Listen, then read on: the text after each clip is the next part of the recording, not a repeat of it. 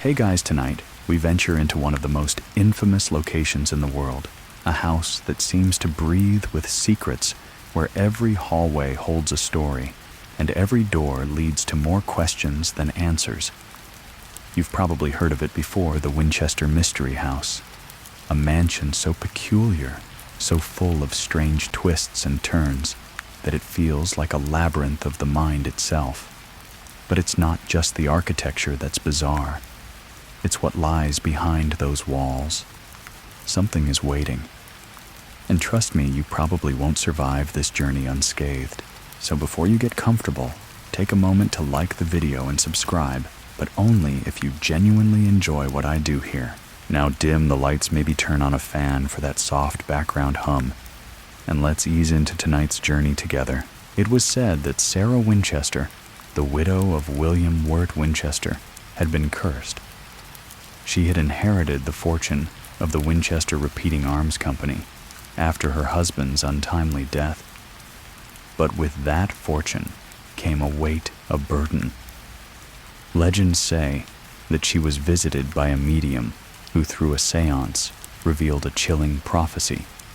The spirits of those killed by the Winchester rifles, the very ones whose lives had been taken by the weapons manufactured by her late husband's company, were angry, and they were coming for her. The medium told her that in order to appease these restless spirits, Sarah must build a house that would never stop growing, one that would always be under construction.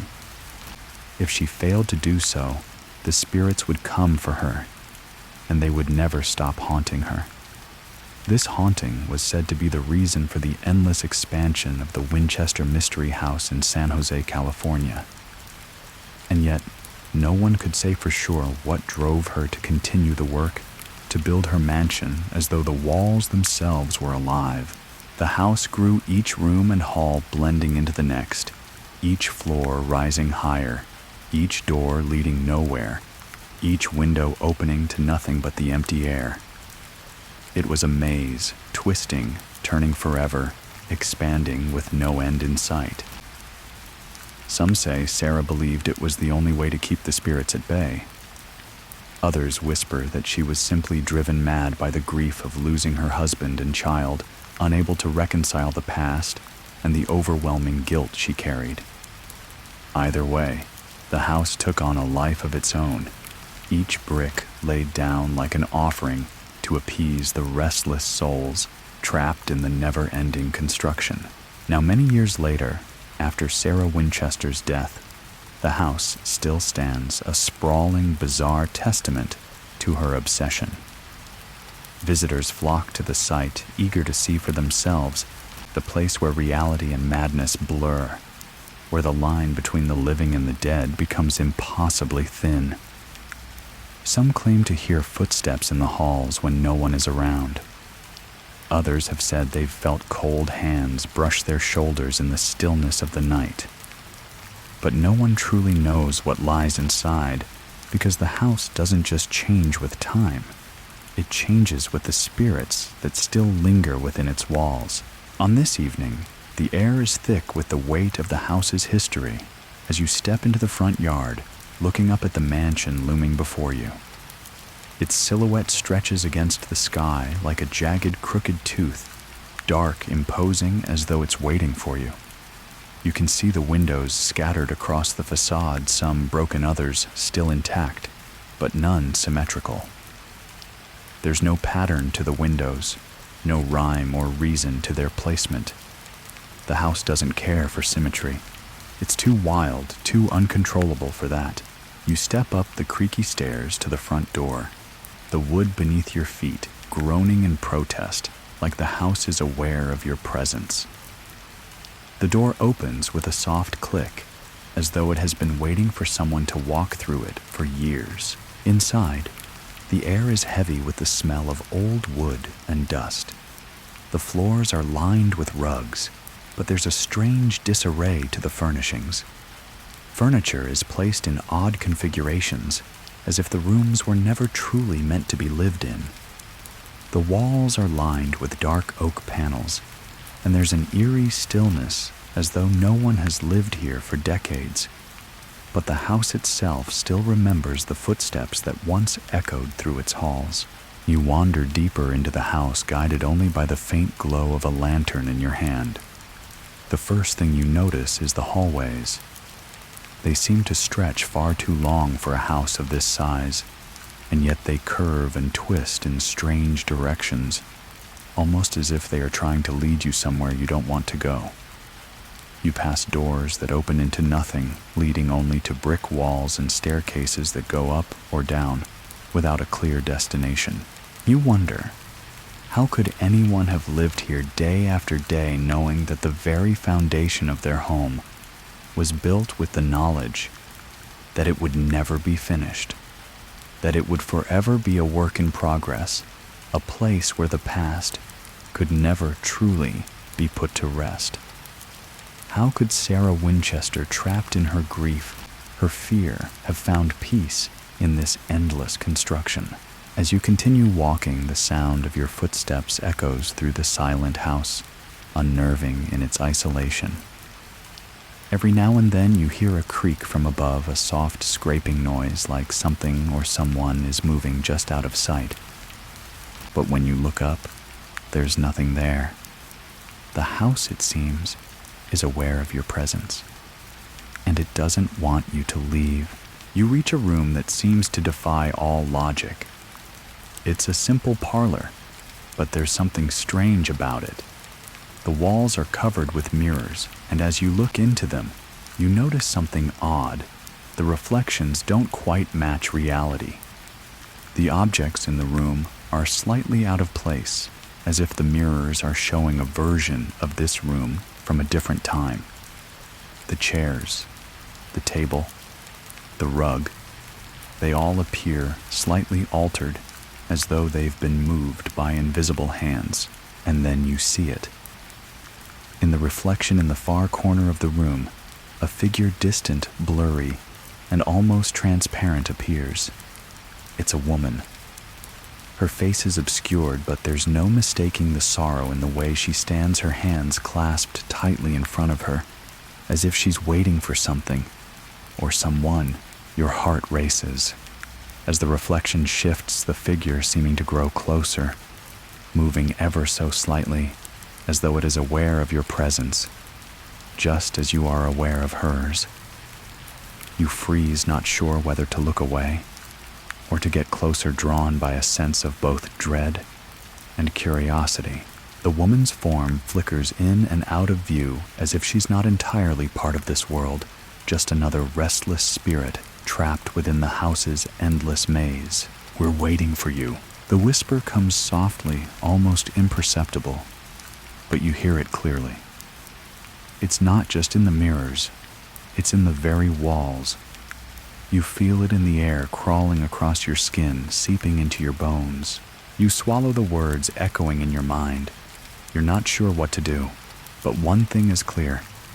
The house is not just a structure. It's alive. It has a memory, and it is waiting. The silence that followed the whisper felt unbearable, like the very air around you had thickened, turning the once breathable space into something suffocating. Your heart pounds in your chest, and you feel the weight of unseen eyes watching you, waiting for you to make your next move. You try to calm your breath, but the subtle hum of the house, the deep creaks from the floorboards, and the distant sounds of shifting wood keep you on edge. It's as though the house itself is alive, breathing, waiting. The woman in the reflection, her presence is still there, though now she seems to have receded, fading back into the shadows of the room, her figure no longer as sharp or distinct. It's as if she's inviting you to follow, guiding you deeper into the labyrinth of this place, and yet a part of you wants to flee, to turn and run as far away from here as possible, but you're drawn to it, to the mystery, to the need to understand what's happening, why the house feels like it's pulling you in, why it's alive with something darker, older than the world around it.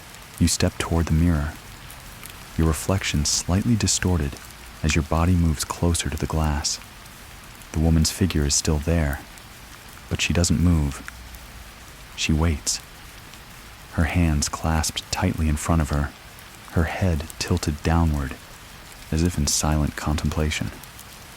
Her presence seems to grow heavier, as though the space between you and her is shrinking. And then, as if in response to your presence, a soft sound, almost imperceptible, fills the air. Footsteps. They're faint, but they're there, slow and deliberate, echoing from somewhere behind you. You turn the chill in your spine sharpening. The room is empty.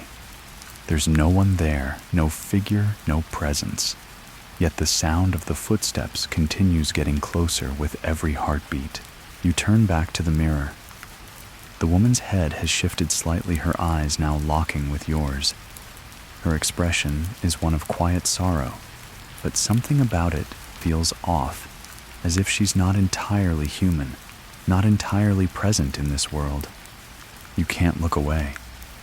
It's as though her gaze is pulling you toward her, making it impossible to look at anything else. Suddenly, the air grows colder, and you hear a soft rustle, the sound of something moving just outside the room, but there's no source. Your instincts scream at you to move, to step back, but you can't tear yourself away from the mirror. The woman's form begins to shift, flickering, becoming more solid, her features becoming more pronounced. She's moving toward you, but not physically. It's as if she's sliding through the fabric of the room itself, crossing the distance between you and her in the most unsettling way imaginable.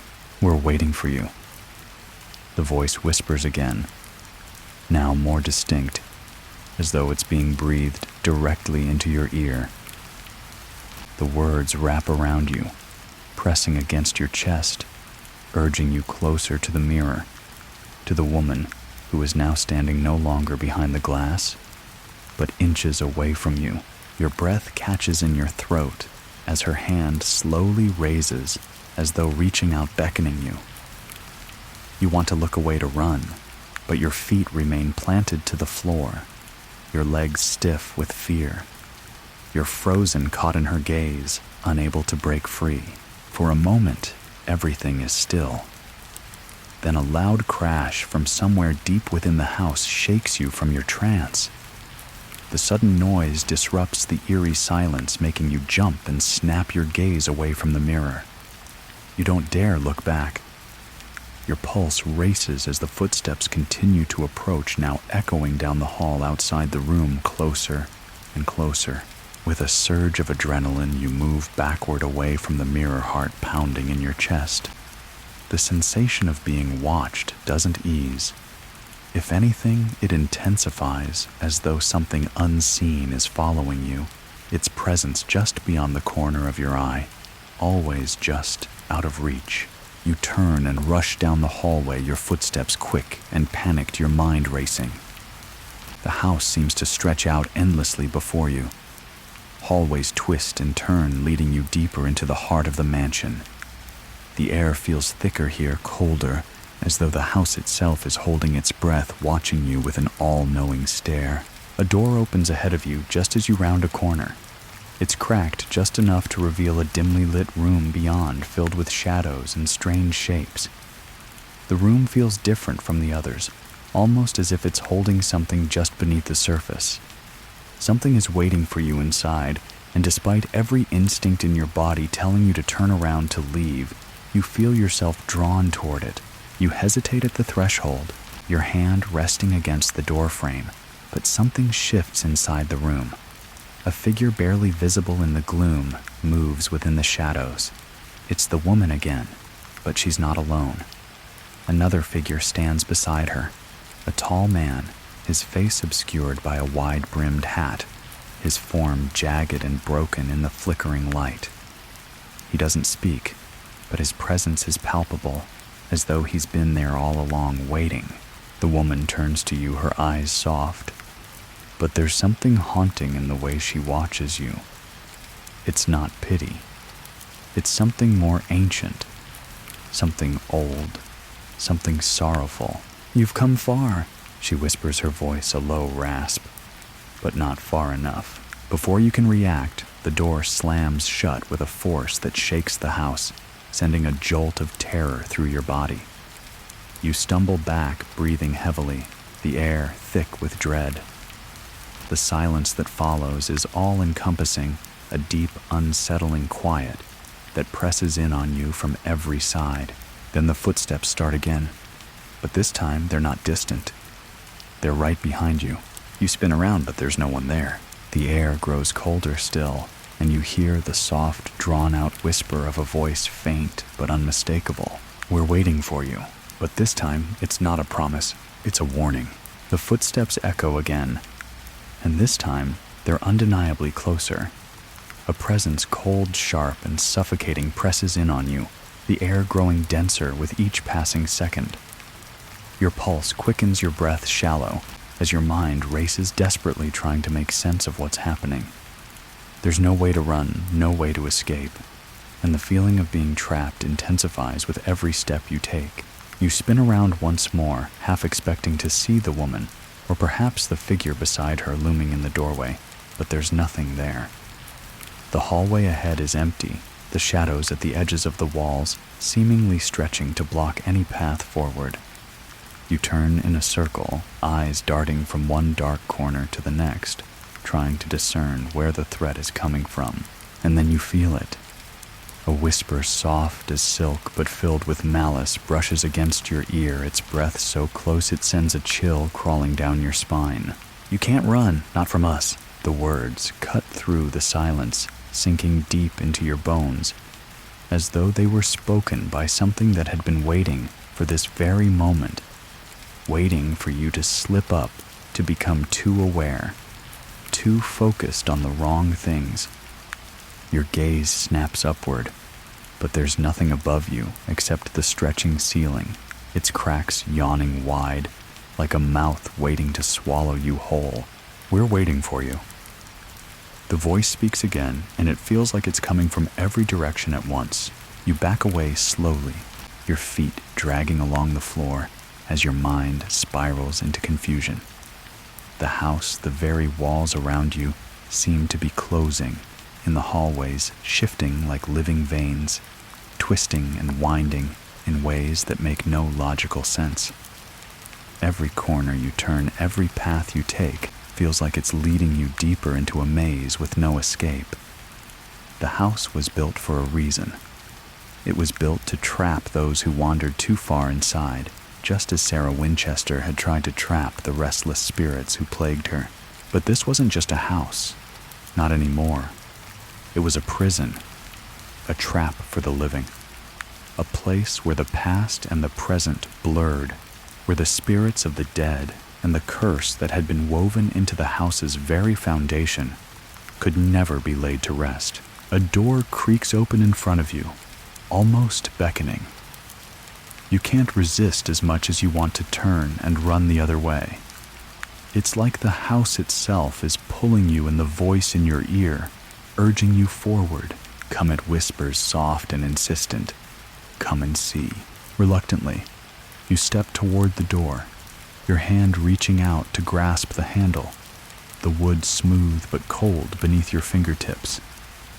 The moment your hand closes around it, the temperature in the air shifts again, this time colder, more oppressive. It feels as though the house itself is watching you, breathing with anticipation, waiting for you to open the door. You hesitate, but then with a deep breath you push it open.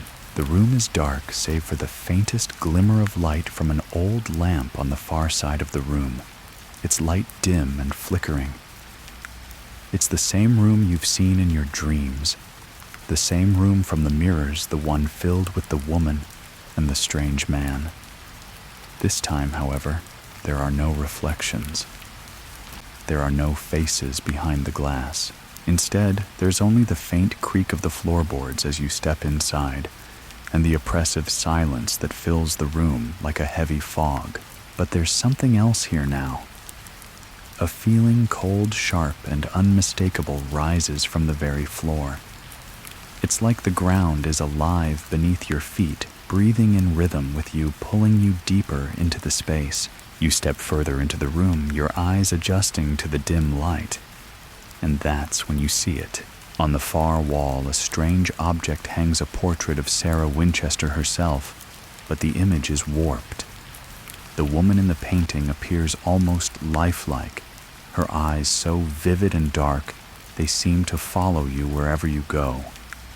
Her expression is one of sadness, yes, but there's something more, something hidden in the depths of her eyes, something ancient, as if she had seen the darkness and had chosen to live in it. The portrait's eyes move slightly imperceptibly, like they're trying to speak to you, trying to draw you in. You feel your pulse race, your heart hammering in your chest, but still your feet move forward. It's as though the house itself is guiding you, pulling you closer to the one thing that has been hidden for so long. You reach out a hand almost involuntarily toward the portrait. The moment your fingers brush against the frame, a sudden searing jolt of energy floods through your body, rushing up your arm and into your chest. The room seems to shift around you, the walls moving, expanding, folding in on themselves, until the room seems to open up into something much larger. The door behind you slams shut, the sound of wood against wood, echoing like a final warning. And then you hear it again, the whisper. You've found it. It's not just a voice. It's an echo, 1,000 voices layered over each other, all speaking at once. And yet, it's impossible to tell where one voice ends and another begins. The sound vibrates through your bones, sinking deeper into your mind. The room begins to shift again, the portrait warping and distorting until it's no longer just a painting. It becomes something else, something alive. The woman's face stretches, her mouth opening wider and wider until it's no longer a face at all, but a hollow, gaping maw filled with darkness. A sudden chill sweeps over you, and the air feels thick, saturated with the weight of countless souls trapped in the house. You hear them now, the voices whispering from all directions, filling the space, suffocating you with their presence. The woman's eyes, those cold, lifeless eyes, stare into you, pulling you deeper into the abyss. We're waiting for you. The door slams open with a violent force and the room is flooded with light. For a moment, everything is silent. Everything's still. You step back, your hand trembling as you try to catch your breath. The whispers fade, but the air is heavy with a presence, something waiting just beyond the threshold. Something alive in the house. Something that knows you are here, and it will not let you leave. The light flooding through the door feels almost unnatural, harsh against the cold shadows that have swallowed the room. You hesitate, eyes darting between the doorway and the grotesque transformation of Sarah Winchester's portrait, which now looms larger, her mouth still gaping open. The chill that had settled deep in your bones refuses to dissipate, as if the air itself is alive with dark anticipation. For a moment, you feel like the house is breathing with you in time, with your every movement. It shifts ever so slightly, as if acknowledging your presence, as if it is waiting for you to decide, will you flee, or will you step deeper into its twisted heart? The door stands wide open now, the hallway just beyond it beckoning. It seems so ordinary, so plain, nothing like the oppressive, warped space you've just left behind. But the feeling of being watched, of being drawn into something larger than yourself, lingers like an invisible hand clutching at your chest. You try to take a step forward, but something, an unseen force, pulls you back. Your mind races. Your pulse quickens. This house, this place is alive with more than just memories. It's alive with the dark energy that Sarah Winchester had hoped to contain. The Bell Witch was only part of it. There's something else here. Something more ancient and more malevolent. A force that thrives on the confusion and fear of anyone who dares to cross its threshold. A voice deep and far away echoes through your mind. You're part of it now. You will never leave. You snap your eyes open, your breath sharp, and glance around the room, but the figure, the woman from the portrait, is gone. The air is thick with the scent of something old, damp wood mildew and dust, but also something darker. Something that smells faintly of decay. With your heart hammering in your chest, you step across the threshold, leaving the room with the distorted portrait behind you. The moment you do, the oppressive weight that had held you in place seems to lift slightly. But there's an unsettling emptiness now, as though you've just escaped the jaws of some great beast that has only bided its time waiting for your next mistake. The hallway ahead stretches long and winding. The house shifts in strange ways, with hallways twisting into others' doors, leading to walls, stairs going up, only to end in empty space. It's all designed to confuse, to trap. Sarah Winchester's house was never meant to be lived in. It was a maze of madness, a labyrinth meant to keep something and not let anyone out. And yet, here you are, walking through it, every footstep accompanied by a faint whisper, like the rustling of dry leaves. We're waiting for you, the whisper again. It's impossible to tell if it's coming from the walls or from somewhere deep in your mind. But it's there, unmistakable. And no matter how much you wish it would go away, you cannot escape it. The floorboards creak beneath your feet as you step carefully through the hallway. There are doors on both sides, each one closed. You can't bring yourself to open them, yet the compulsion to do so gnaws at you like a hunger you can't ignore. You stop in front of one door. It's different from the others. The wood is darker, its surface worn, but there's an odd feeling about it, like it's calling to you, like it knows something you don't. You feel drawn to it. You reach out, fingers trembling, and turn the handle. The door creaks open slowly, revealing a small, dimly lit room. Inside, the walls are lined with old furniture chairs, a table, and shelves. But it's not the furniture that catches your attention. No, it's what's hanging on the wall, illuminated by the dim light from a single flickering bulb overhead. It's another portrait. The woman, Sarah Winchester, stands tall in the center of the frame, just as before, but this one is different. Her face is more lifelike, more real than any of the other portraits you've seen so far. And there's something in her eyes. Something searching, something desperate.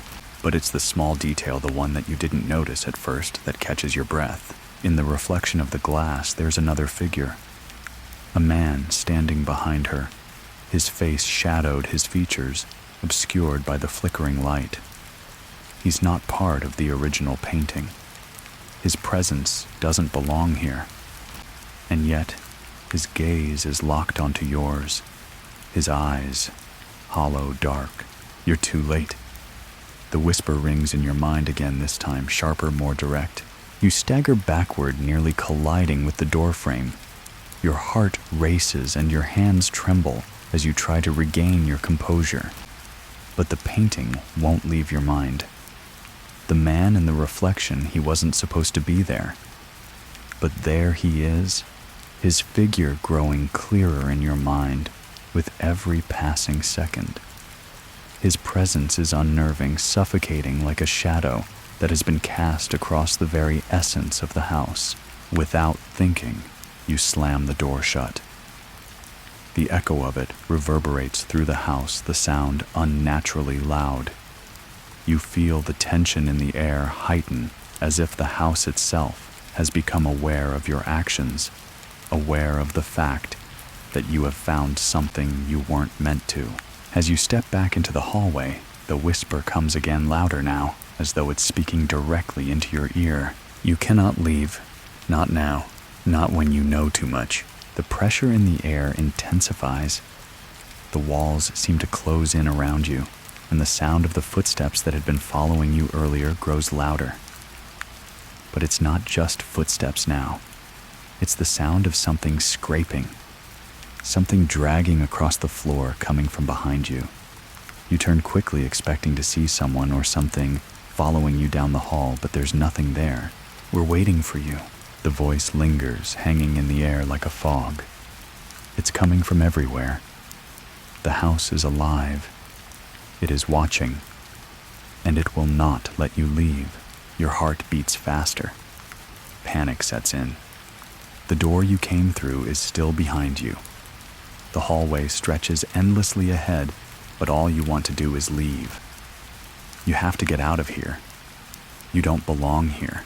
But no matter which direction you take, no matter how far you run, you know deep down, you're not going anywhere.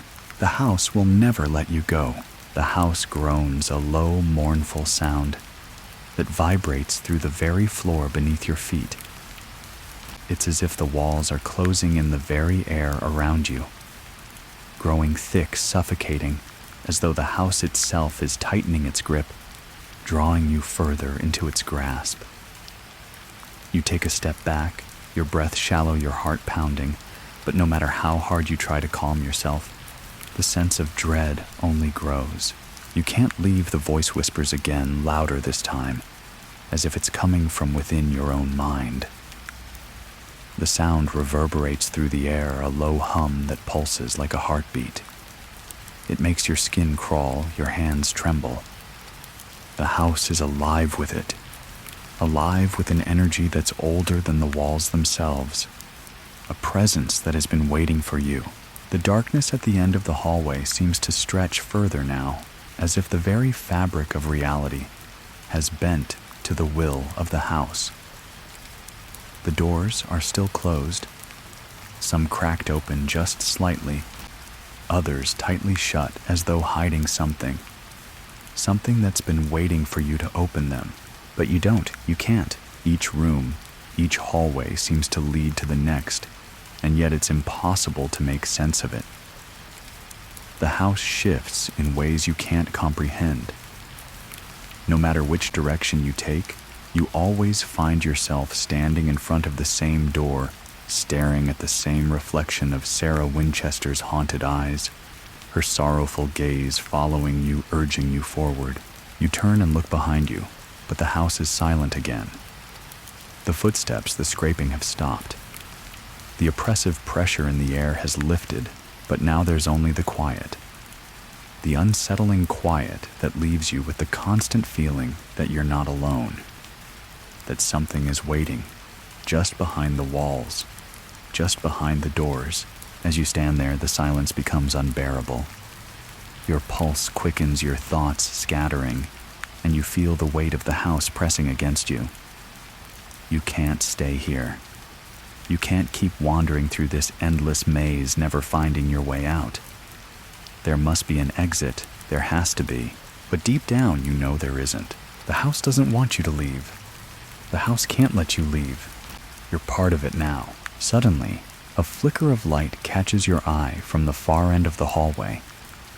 It's faint at first, but then it grows, illuminating the darkened space ahead of you.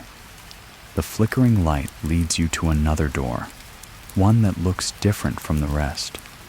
It's older. It's wood, darkened with age, the handle tarnished, the frame slightly warped. Without thinking, you move toward it, each step deliberate. Your fingers graze the door handle, cold against your skin, and you feel it, the pulse. The same dark energy that had been throbbing through the house now seems to pulse from the door itself. You don't know why, but you know this is it. This is the room that holds the answers. With a hesitant breath, you turn the handle. The door creaks open slowly, its hinges protesting the motion. You step into the room and immediately the air shifts. The light flickers again, illuminating the space just enough for you to make out the objects inside. This room is different. It's not like the others. It's familiar. A parlor, Victorian furniture, a bookshelf lined with old, dusty books. The furniture looks as if it were left in a hurry, chairs askew, books half fallen from their shelves, the fireplace empty and cold. But there's something else in the room, something that draws your attention immediately. A table. At the center of the room is a table draped in a rich, dark cloth. Resting on top of it is a large, ornate box carved with intricate symbols, the edges worn with age. It sits on the table like a final offering, as though it has been waiting for you, waiting for this moment. Your fingers itch to touch it, but you hesitate. The air in the room grows thicker, colder, as though the box itself is a conduit for the energy that has been building in the house.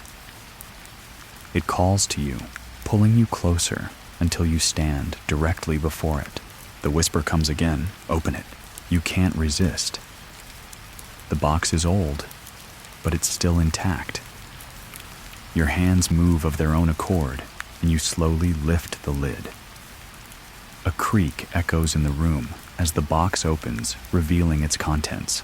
Inside, nestled in dark velvet, lies a small, delicate key. It's unlike anything you've seen before, an antique old-fashioned with a tarnished silver surface, its edges sharp and worn from years of use. But it's not just any key. It's a key that feels significant, important. It hums with the same energy that permeates the house, as if it belongs here. It belongs to something, and you feel the undeniable urge to take it to see what it unlocks. As your fingers close around the key, the room around you seems to shift again. The walls groan, the floor creaks beneath your feet. The sound of whispers picks up, growing louder, swirling around you, filling the room. You feel the pressure again, that suffocating weight that has been following you since you entered this place. The house is alive, and it knows what you found. You turn to leave, but as you do, a cold wind rushes past, you slamming the door shut with a violent force. You spin around, panic surging through your chest. The room feels smaller now, the shadows in the corners creeping closer, suffocating the light. The whispers are louder now, each one distinct, each one full of anger and sorrow. You've found it. The voice speaks again, the words a low growl. You've taken the key, and now it's too late. The key in your hand feels heavier, suddenly its weight pressing down on you. Your mind races, trying to process what's happening. You've taken something you weren't meant to take. The house knows you've opened it, knows that you've crossed the threshold. You hear it, then the sound of footsteps. Heavy, deliberate, as if someone or something is moving toward you. You turn toward the door, desperate to escape. But the hallway outside is dark.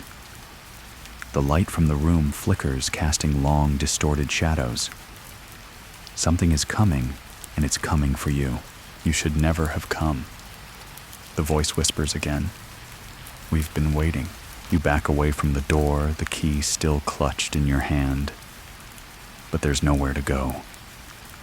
The room is closing in around you, and the weight of the house's presence presses harder, suffocating, all-encompassing. There's no escape now, and then the footsteps stop. You've unlocked it, and everything goes dark. The darkness presses in on you like a heavy blanket, thick and suffocating. The air is colder now, and you feel a sudden sharp chill run through your bones, causing your teeth to chatter. There's no light, no sound, just an oppressive silence that seems to stretch on for eternity. Your pulse is racing, and every instinct in your body is screaming for you to run, to move. But the floor beneath you feels like it's made of stone, unmoving, unyielding. You stand there in the dark, trapped, your hand still clutching the key, cold and heavy, as if it's grown in weight since you last touched it. The whispers return soft at first, like the distant murmur of wind through cracked windows, but then they grow louder, more distinct. They rise up from the walls, from the very ground beneath your feet, filling your ears with a low hum that feels like it's vibrating through your bones. You've unlocked it. The voice is different now, deeper, rougher, as though it is no longer trying to communicate with words, but with something older, something primal that sinks deep into your mind. And then you feel it, a movement, a shift in the air, a presence. Something is moving around you, though you can't see it. You sense it, though, brushing against the edges of your awareness, just beyond your line of sight. You shouldn't have come. The voice rumbles again, closer now, so close you can almost feel it breathing against your ear. But you are here, and you have awakened what was meant to remain dormant. Your breath quickens, and you take a step back, but it's as if the room is shrinking. The space around you feels tighter, the walls pressing in the shadows in the corners, deepening, reaching out like tendrils trying to wrap around you. The footsteps start again, slow and deliberate. You can hear them echoing in the darkness. Thump, thump, thump, closer, each step drawing nearer. There's no escaping it, no way to run. Your fingers tighten around the key, and for a split second, you wonder what it was that you unlocked. The house had been waiting for something, for someone new, but you hadn't meant to unlock anything. You had simply been curious, desperate to understand the mysteries that had plagued the house for so long. And now, as the footsteps grow louder and the whispers become deafening, you realize you've stepped into something far worse than you could have imagined. Now you'll understand. The voice is so close it almost feels like it's inside your head. Now you'll see what lies beneath, and then just as suddenly as it started, the footsteps stop. The room is still, silent. It feels like the entire house is holding its breath. You stand in the middle of the room, frozen, not knowing what to do next. The whispers have faded, and the coldness has begun to retreat. But there's a heaviness in the air now, a sense of inevitability. The key, still clenched tightly in your hand, seems to pulse with a faint glow in the dim light. Something has shifted. Something has been unleashed. Look, the voice comes again, softer now, as if the house itself is urging you to do something. Your eyes scan the room desperately, searching for any sign of movement. The walls, once merely the backdrop to the house's twisted maze, seem now to pulse with life, the wood creaking in time with your heartbeat. You feel the sensation of eyes on you, unseen but everywhere. With trembling hands, you raise the key to the dim light. For a moment, it seems to flicker, almost as if it has been waiting for this very moment. Then, as you hold it up, the key's metal begins to shimmer faintly, revealing intricate patterns and symbols that were once hidden beneath the tarnish. It's a map. A map of sorts, though not one you've ever seen before. The symbols etched into the surface of the key are not just random marks, but directions, coordinates, paths.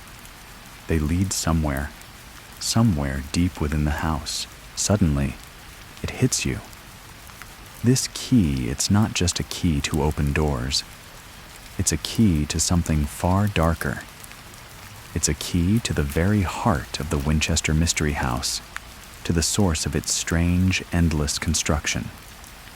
It's a key to whatever it is that has been waiting in the shadows, hiding beneath the surface of the house's endless halls and twisting corridors. Your hand shakes as you lower the key, realizing what it means. The house isn't just a building. It's a prison. A trap for someone that Sarah Winchester had hoped to contain, but could never escape. You turn toward the door, ready to leave, but something holds you in place. The room behind you is still shrouded in darkness, but you can feel it, the presence. It's waiting for you to take the next step. It's as though the house is alive, watching you, feeding on your fear, growing stronger with each move you make. Without thinking, you move toward the door again, your body moving against your will. The door opens easily this time, the air feeling slightly warmer, less oppressive. But you don't feel safe. You feel like something has changed. Something inside the house, something ancient and old has begun to stir. You step into the hallway. It's as narrow and twisting as it was before, but now the walls seem to close in around you, their surfaces buckling and twisting in ways that make your stomach turn. The hallway stretches far ahead, but the path seems endless, as though you're walking through a maze without end. Every turn you take feels like a trap. You're here. The voice so soft and menacing drips with finality. The footsteps return. Not behind you, not beside you, but ahead of you. You freeze your breath, caught in your throat. They're coming from the other end of the hallway, but there's nowhere to go, no way to escape. The walls are closing in. The shadows are growing thicker, and all you can hear is the rhythmic sound of footsteps drawing closer. It's time, and then a door opens ahead. You can't help it. You walk toward it, the key, heavy in your hand, guiding you forward into the room that awaits. The door creaks open slowly, its hinges groaning as if protesting your intrusion. The faint light from the hallway stretches across the floor, casting long, distorted shadows on the walls. You step forward cautiously, your heart pounding in your chest, the oppressive air of the house thickening with every movement you make. Inside the room, the temperature has dropped even further, a cold that seems to seep into your bones, making it hard to breathe. You glance around, trying to make sense of your surroundings. The room is large, much larger than it should be for a space within this house. The walls stretch upward in a way that feels unnatural, and the ceiling seems to disappear into an abyss of darkness above. There are no windows, no signs of life, just the faint, flickering light from a single dusty lamp on a table near the far wall. As your eyes adjust to the dim light, you begin to make out the shape of something on the table. It's a book, old and worn, its pages yellowed with age. But it's not just any book. The cover is adorned with the same strange symbols you saw on the key symbols that pulse with a faint, eerie glow as if they are alive, waiting to be read. You feel the pull again, that unsettling compulsion to reach for it, to open it. The book seems to be waiting for you, and though every part of you screams to turn away, you find your fingers moving of their own accord, stretching toward the book, the key still clutched tightly in your hand. The moment your fingers brush against the cover, the room seems to shift. The air grows heavier, thick with an energy you can't understand, and the faint whispers begin again, this time louder, more insistent. They're everywhere. They're in the walls, in the floor, in your mind. We are waiting. The words are no longer whispers, but an overwhelming chorus, as though the house itself is speaking, the voices blending into one, filling the room with an unrelenting presence. The book begins to tremble beneath your fingers, as though it is reacting to your touch. The symbols on the cover glow brighter, pulsing in time with your heartbeat, faster, faster, until it feels as though the very house is vibrating in rhythm with it. Suddenly you're overwhelmed with a feeling, a presence that fills the room with such intensity that it feels like it's going to crush you. The whispers turn into a cacophony, drowning out all other sound, leaving nothing but their suffocating pressure surrounding you, closing in. It has begun.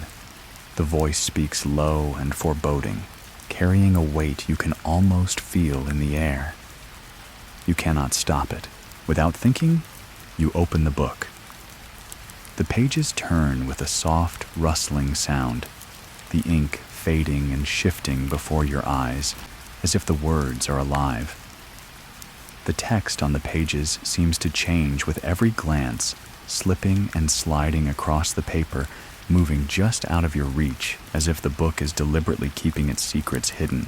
The first page is blank, but then slowly the symbols begin to form, etched into the surface of the paper, like they're being written by an invisible hand. They twist and curl in ways that make your head spin. The letters, and shapes intertwining into something ancient, something forbidden. Your eyes widen as the realization hits. This isn't just a book, it's a record. A ledger of the house's true purpose, a chronicle of everything Sarah Winchester had tried to contain. And in these pages, you know without a doubt that you are about to learn the true cost of what she had done, the price of the curse she had inherited, and the dark forces she had awakened. We are waiting for you. The voice continues louder now, more desperate. The house was never meant to be escaped. You cannot break what was built to last. You feel a strange compulsion to read on, to understand the truth, no matter how terrifying it might be. The pages before you begin to unfold more clearly, detailing the house's construction, the endless expansion, and the strange rituals that Sarah Winchester performed in secret.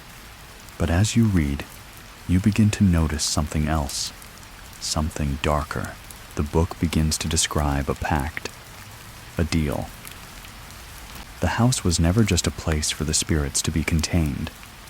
It was a vessel, a prison built to house something far worse than any ghost. Something that had been bound to the land long before Sarah's family ever arrived. The Bell Witch, but not as you've known it. The Bell Witch was never a single spirit. It was an entity, an ancient force that had always been tied to the land, to the very earth beneath it. Sarah's construction was meant to hold it back, to trap it within the labyrinth of walls and rooms, to keep it from breaking free. But in doing so, she had inadvertently opened a door that allowed the entity to seep into the house itself. You feel the weight of the truth crash down on you. The house was never a refuge. It was a cage, a tomb for something far worse than anything you could have imagined. And now that thing, that force, has been awakened. A new whisper, louder this time, grows inside your mind. It's not just the house anymore. It's inside you. The book, the key, the house itself, they were all parts of it. And you are now a part of it too. You have unlocked it, the voice says, the words thick with finality. Now you will serve it. You will never leave. The room around you shifts once again, the walls trembling, as though the house is coming alive, breathing with the knowledge you've just uncovered.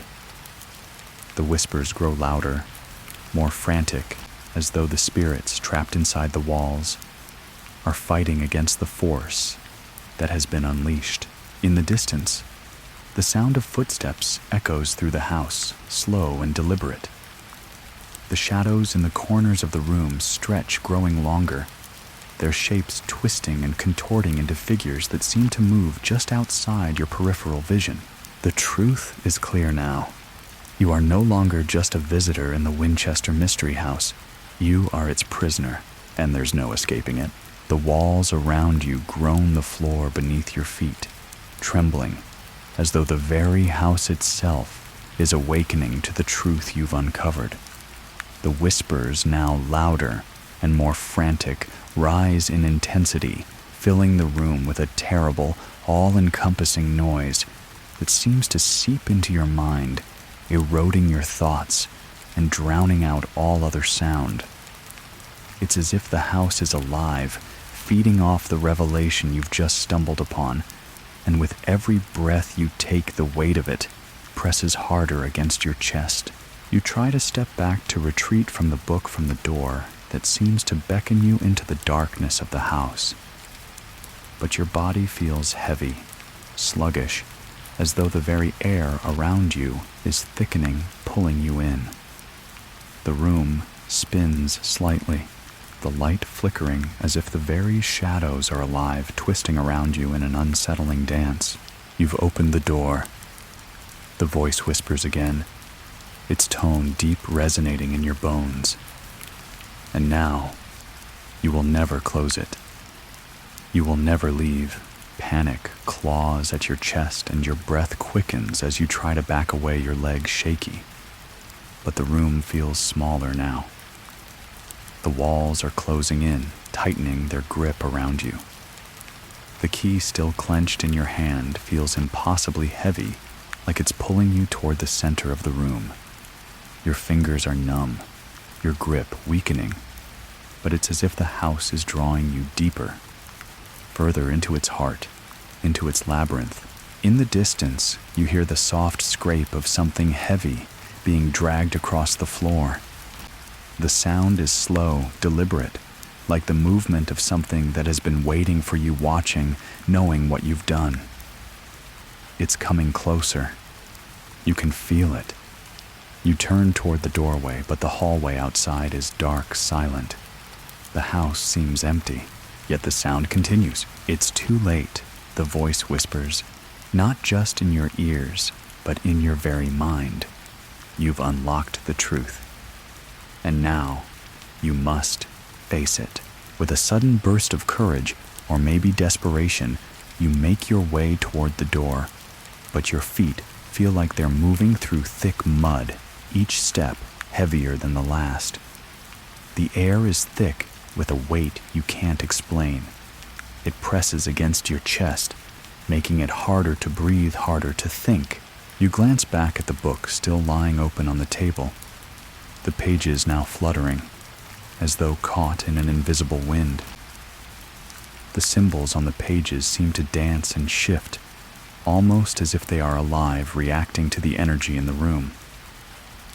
The book is calling to you, urging you to look closer to understand the truth it holds. But you don't want to understand anymore. You've seen enough. You can't escape the voice repeats, growing louder, more insistent. You've already opened the door. You've already chosen. The sound of dragging feet grows louder, closer, and you feel the presence in the house shift as though something or someone has begun to move through the darkness, coming toward you. You will never leave the house. You are its prisoner. You are part of it now. A sudden gust of wind slams through the room, the door rattling violently in its frame. It feels like a warning, like the house is rejecting you, trying to force you back into the room, back into its grasp. You turn toward the hallway, determined now to find a way out, but something stops you. The air seems to freeze, and you can feel it, a pressure, like a hand gripping your heart, squeezing, forcing you to look back at the room you just left. The woman's portrait, the one you had seen earlier, flashes in your mind.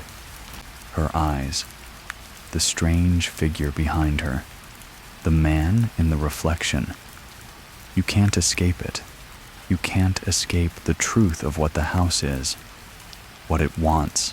You don't know how long you've been standing there, your body stiff, frozen in place by the oppressive energy of the house. You can feel your mind starting to slip, your thoughts growing jumbled as the whispers crescendo, swirling around you like a storm. It's like the house is speaking directly to you, now filling your mind with 1,000 voices, all calling out in a language you can't understand. But you hear the message clearly. You are one of us now. A sudden movement to your left makes you jump, your heart leaping into your throat. You spin around, but there's no one there. The hallway remains as silent as ever, yet you feel the presence just out of sight, watching you. The shadows stretch unnaturally long, creeping along the floor as though something is moving in the darkness. Something that doesn't belong in this world. It is time, the voice rumbles, echoing through the house. You will join us. You know that whatever is behind you, whatever is moving in the shadows, isn't human. It's something ancient, something older than time itself. It's the force that has shaped this house, shaped the lives of those who have come here before you. And now, it has chosen you. The house shakes again, a low rumble that vibrates the floor beneath your feet, making the walls tremble. It feels like the entire building is alive, groaning under the weight of what it has been holding. You hear the sound of footsteps again, but this time, it's different. The steps are heavier, more deliberate. And they're not just coming from one direction. They're coming from everywhere, all around you. The air is thick with the presence of something that shouldn't be here, something that shouldn't be alive. The house is full of it, feeding off your fear, drawing strength from the very energy you've unknowingly given it. It is no longer just a house, it is a prison. A prison for the spirits that once roamed it, and now a prison for you. You turn finally breaking free of the stillness and make a run for it. Your feet pound against the wooden floor as you race toward the door at the end of the hallway. But the house seems to fight you. The door is just out of reach always, just a step too far, and then a hand grabs your arm. It's cold, too cold. A touch like ice, like death itself. You scream, but the sound is swallowed up by the house, by the walls that are closing in on you. The whispering grows louder, more frantic. And as you struggle against the grip, you feel something pulling you back into the darkness, into the very heart of the house. You're one of us now. The voice breathes, its cold fingers tightening around your arm. The house has claimed you. You struggle your body thrashing against the grip that holds you. But it's no use. The hand, cold, sharp, and unyielding, tightens its hold, dragging you backward. The floor beneath you seems to shift the ground, rippling as though it's made of liquid each step, pulling you further away from the door, further into the dark, suffocating heart of the house. The whispers intensify, a low hum that surrounds you, filling your mind with incoherent thoughts, too many to focus on. They come from all directions, a chorus of voices, some distant, some so close, they seem to be breathing down your neck. You will never leave. The voice is louder now, clearer, unmistakable. You open your mouth to scream, but the air is thick, too thick, and the sound gets stuck in your throat, choking you. The weight of the house presses in on your chest, suffocating you, dragging you deeper into its depths. Each breath you take feels colder than the last, the very air around you growing heavier, as though the house is closing its walls on you, swallowing you whole. The hand that holds you is no longer just a hand. It's something more, something that feels like the very essence of the house itself. It pulls you forward away from the door, deeper into the shadows of the house. You try to resist, try to fight back, but it's like pushing against a wall made of living stone, something ancient and powerful that has been waiting for this moment. Your feet drag across the floor, your movements slow and sluggish as the house shifts around you. The walls seem to breathe with you, expanding and contracting in time with your heart. The shadows grow longer, reaching toward you, like hands, fingers stretching to pull you into the darkness. And then you see it. In the distance ahead of you is a door, another door. It's different from the others. It's not just a door. It's a portal. The wood of the door seems to shimmer, almost alive, pulsating with a dark energy that calls to you, beckoning you toward it. The air around it crackles with electricity, a sharp electric tension that fills the room. You don't want to go toward it. Every instinct in your body screams at you to turn and run to escape before it's too late. But something pulls you forward, that same compulsion, that same dark force that has been guiding you since you first stepped into this house. It's waiting for you. The voice whispers. And now it's not just in your ears. It's inside your head, burrowing deep into your thoughts, making them its own. You feel the hand releasing its grip, and for a split second, you feel free. Just a brief moment of relief, before the pull of the door becomes overwhelming. It tugs at your soul, beckoning you to open it, to step inside. You reach out toward the handle, your fingers trembling as you grasp it, and the moment you touch the cold metal, the room shifts again. The walls groan as the door swings open. What lies beyond it isn't just a room, it's a void, a space that seems to stretch on forever, filled with darkness so thick it swallows the light whole. You can feel the weight of it pressing against your chest, the gravity of the space pulling you inward. It's as if this doorway leads to nowhere, to a place that doesn't belong to the world you know. But the pull is too strong. You take a step forward, then another, unable to stop yourself. And before you can fully comprehend what's happening, you're through the door. You step into the void. Everything around you is dark, utterly, incomprehensibly dark. There are no walls, no boundaries. The only thing you can feel is the crushing weight of the space pressing in on you, drawing you deeper into the nothingness. Your breath comes in shallow gasps, but it's hard to breathe here. The air feels wrong, thick with something that makes your lungs ache. Then there's a sound, a low, resonant hum, like the distant tolling of a bell, vibrating through the space, through your very bones. The ground beneath your feet shifts, as if the world itself is folding, warping around you. And then you hear it, the first whisper, soft at first, but growing louder with each passing moment. You're here. The voice is familiar, but you can't place it.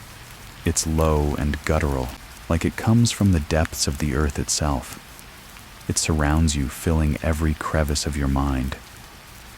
The sensation of being watched intensifies the feeling that something is just behind you, waiting, lurking, waiting for you to turn around.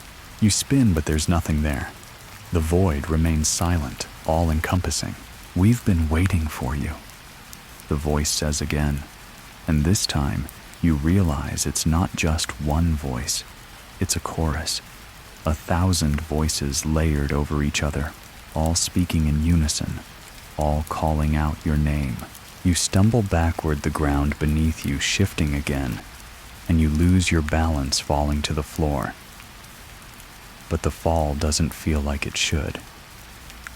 The darkness swirls around you, pulling you down deeper into the blackness, like it's trying to consume you, to erase you from existence. You unlock the door. The voice says, its tone almost mournful now. And now you belong to us. You struggle to stand, but it's like the darkness is weighing you down. The whispers continue to grow louder, and the presence you feel around you grows stronger, pressing against you from all sides. You're trapped in a space that feels infinite, unending. There's no escape. The house is alive in this space, and you are part of it now. You can never leave, the voices murmur. You've opened the door, and now you are ours. And as the darkness presses closer, as the shadows begin to wrap around you, suffocating you, you realize this is not just the house. This is the essence of it, the heart of it, the very thing that Sarah Winchester tried so desperately to contain. The force that has been trapped in this place for centuries, and you are part of it now. You are its prisoner. You try to scream, but your voice is swallowed by the dark, and then everything goes quiet. The silence is suffocating, like the very air around you has solidified into a barrier. Your chest tightens, your breath shallow, as you strain to hear something, anything, but there's nothing. Not a whisper, not a creak of the walls, not even the faintest rustle of your own breath. You open your eyes, though you're not sure why. There's nothing to see. The darkness has swallowed you whole, pulling you into its depths, into its void where time doesn't seem to exist. The world you once knew feels like a distant memory, as if you were never a part of it at all. You don't know how long you've been here, floating in this endless space, but it feels like forever. For a moment, there's nothing but the oppressive stillness. You feel yourself sinking deeper, as though the very ground beneath you is shifting, pulling you further into the abyss. Then, as though the silence has reached its breaking point, a voice erupts from the darkness. You can't escape. The voice is different now, rougher, raspier, and somehow more intimate. It cuts through the stillness like a knife, its sharpness jarring against your ears. The words reverberate in your mind, filling every inch of the space, and it's impossible to ignore them. Impossible to push them out. You belong to this place now. You belong to us. The voice echoes not just in the air, but deep within your chest, settling inside your bones. The coldness of the room wraps around you, and you feel a cold breath on your neck, something whispering against your skin.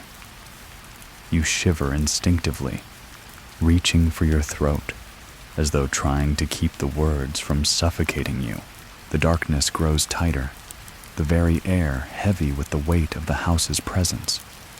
The walls feel alive now, not just physical boundaries, but extensions of something ancient, something far more powerful than you could have ever imagined. The house is alive, and it has been waiting for you, waiting for the one who would unlock the door and expose the truth hidden within its walls. Suddenly you feel it a shift in the air. It's subtle, but it's enough to make your heart race. You're not alone anymore. The silence is gone, replaced by something much more sinister. You're surrounded by the presence of countless figures, each one pressing in on you from the darkness. You can't see them, but you can feel them, their cold, insidious gaze fixed on you, their eyes burning through the void. We are here, the voice hums deeper now, as though coming from the very walls, the very foundation of the house.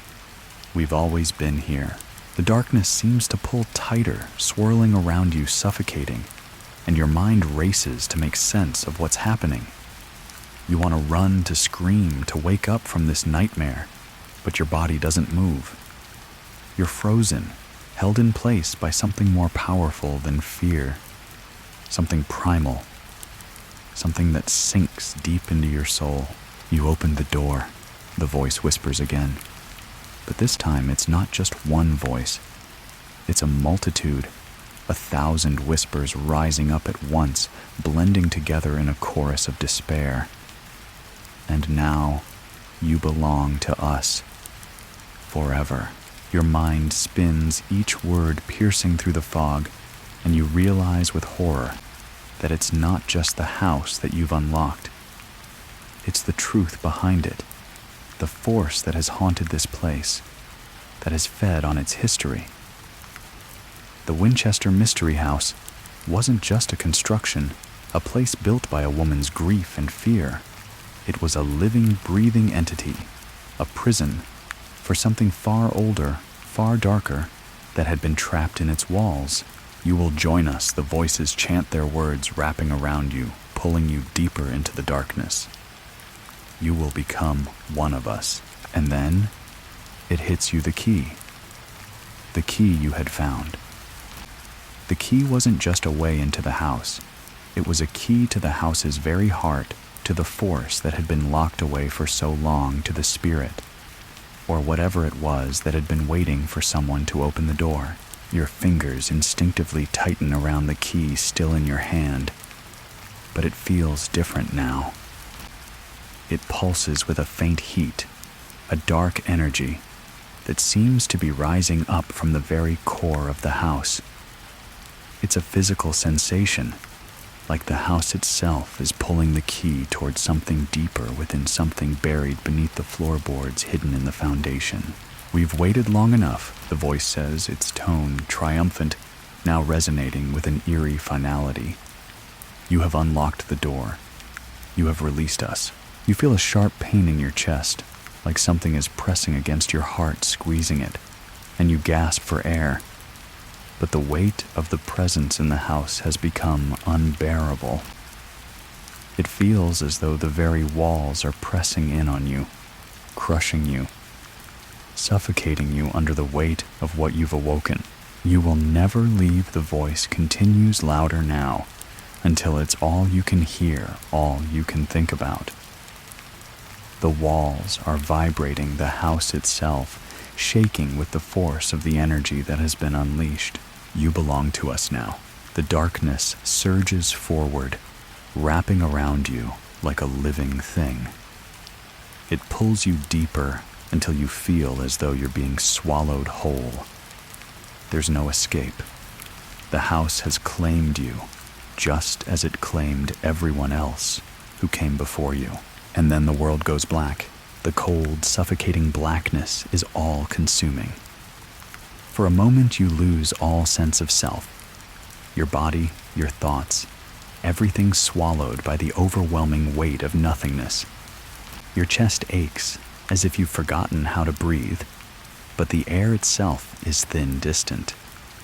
You feel like you are floating adrift in a void, unable to tell whether time is moving, or if you've become frozen in place, suspended between worlds.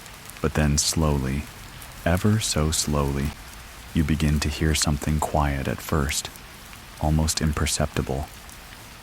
The sound is low and rumbling like the faraway hum of thunder, but it's not coming from the storm outside. No, it's coming from within, as if the house itself is shaking, breathing, stirring in its sleep. We are waiting.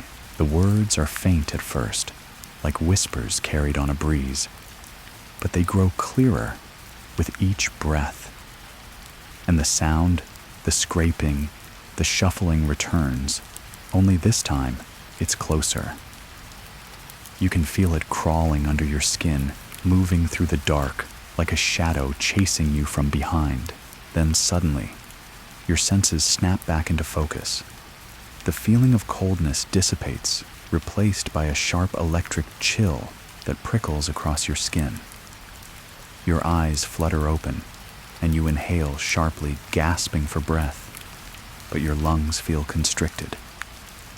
The air is thick with something ancient, like the very walls are breathing along with you, filling your chest with each slow, labored breath.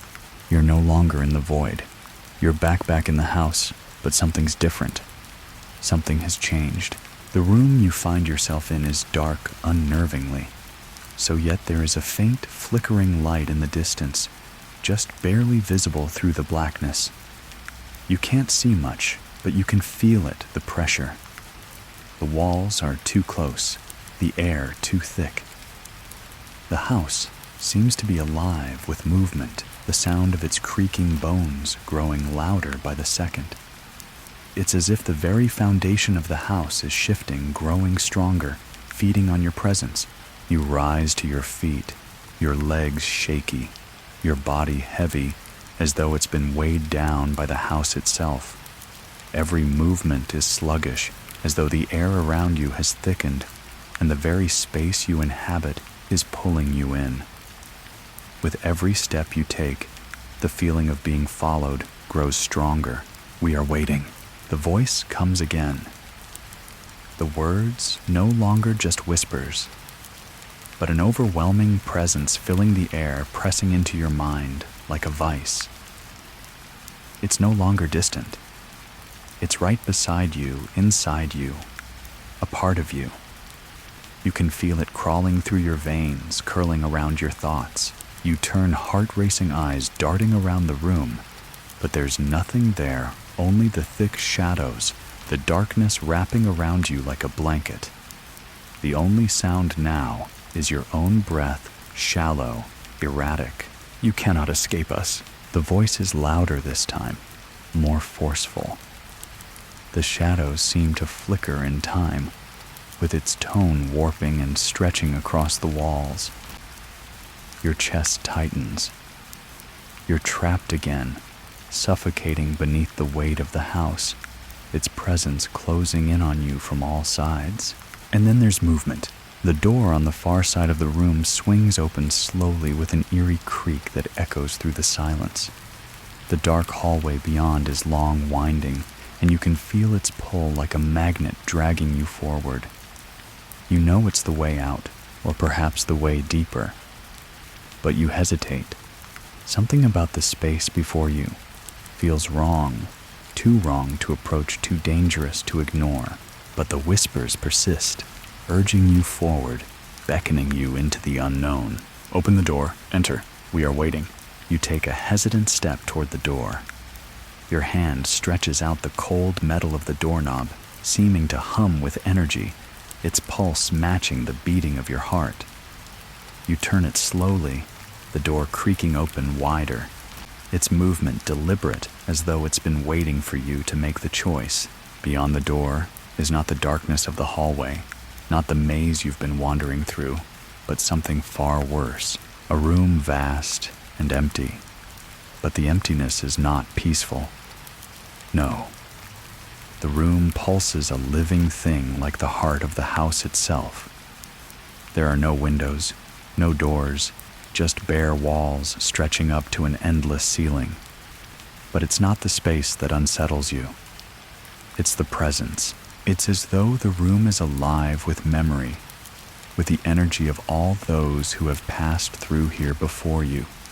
Spirits of the house, perhaps, or something much darker. The air feels thick, as though it's filled with the weight of countless souls. Their whispers, though soft, fill the room, rising to a fever pitch as you step inside. You've come, and then, as if on cue, the room flickers. The shadows stretch, warping and twisting until you can see them, figures faint at first, but growing clearer as your eyes adjust. You try to step back, but it's no use. You're already too far in. The figures are shadowy, undefined, but you feel their presence. They circle you, the air thickening with their movements. You can hear their voices now, low disjointed murmurs, fragments of words, half-finished thoughts. They reach out to you, their hands barely visible, their forms constantly shifting, as if they're not entirely real. We are the house. We are the key. You stagger backward, feeling the walls of the room close in on you, the space shrinking as the shadows reach out. And then, just as quickly as it began, the room goes silent. The figures are gone. You're standing alone in the vast emptiness, the air thick with the residue of their presence. But you're not alone.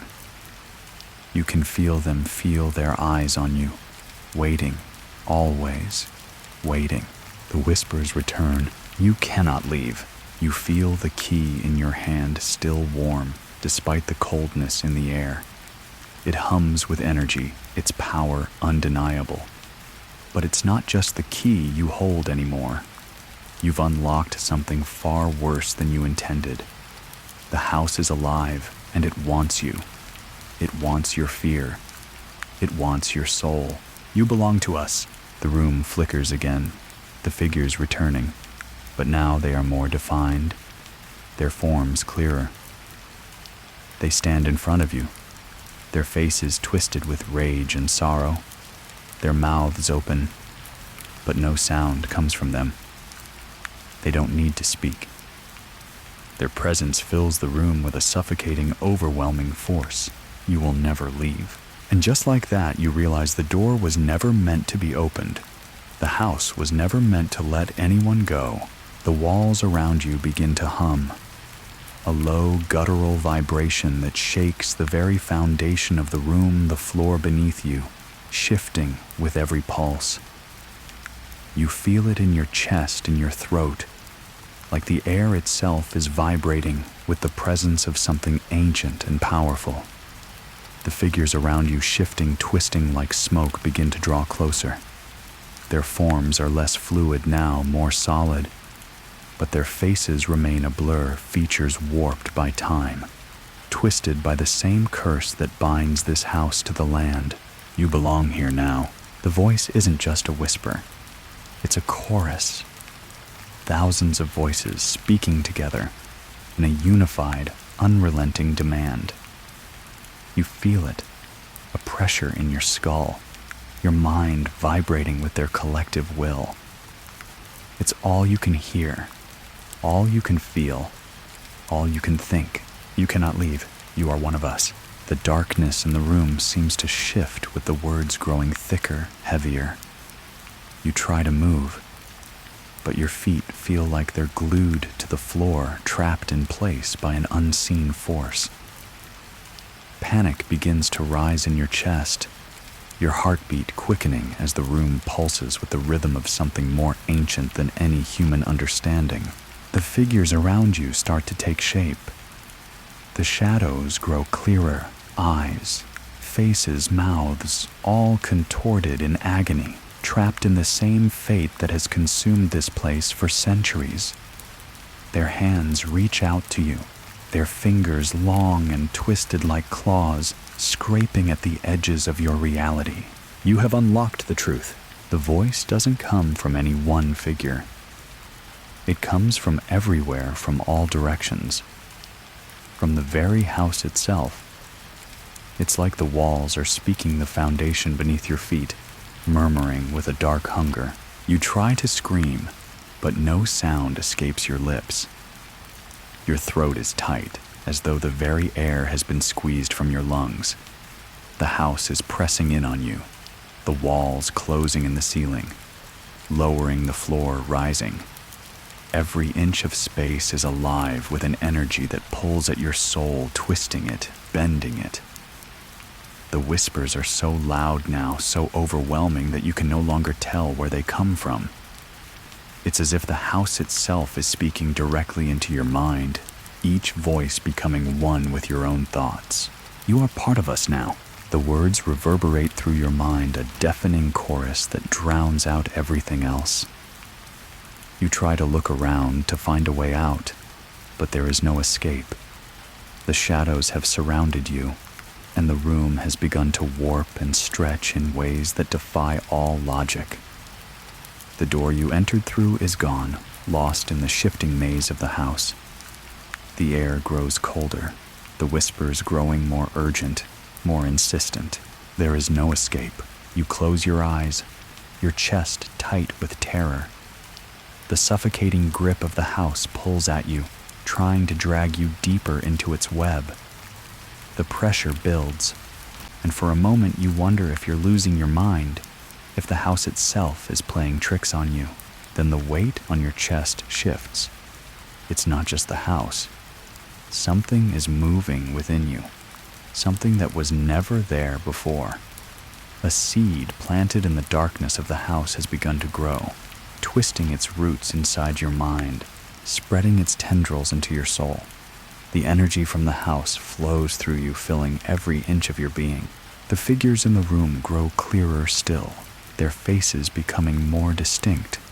They are not just shadows anymore, they are people. Or they once were. You see their eyes now wide and hollow, filled with a terror that mirrors your own. Their mouths are open, but no sound comes from them. They are trapped just like you. You've opened the door. One of the figures says its voice, a low, rasping whisper. The words seem to carry the weight of centuries, 1,000 voices layered into one. And now, you are part of it. You don't know how to respond. Your body feels alien to you, as if it's no longer yours to control. The energy of the house courses through you, a cold, ancient power that is as much a part of you as it is a part of the house. You're no longer just a visitor. You're one of them.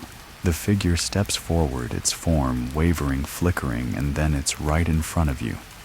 Its face is twisted, distorted, but you can still make out the features, the woman from the portrait, Sarah Winchester.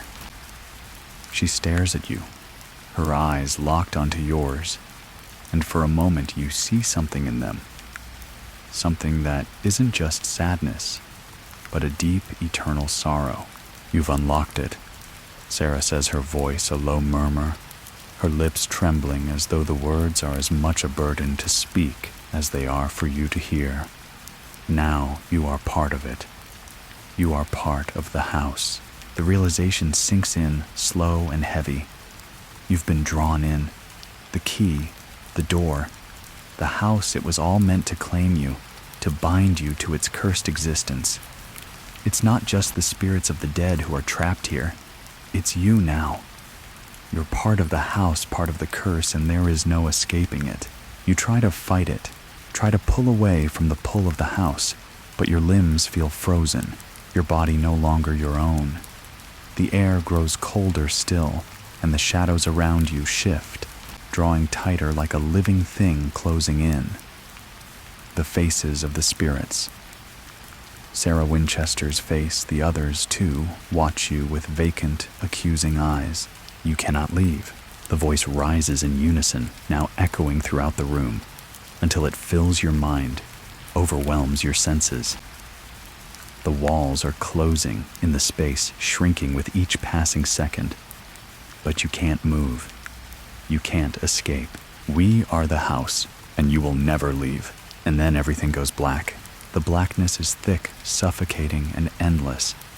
It stretches on for what feels like an eternity, swallowing everything, your thoughts, your senses, your very existence.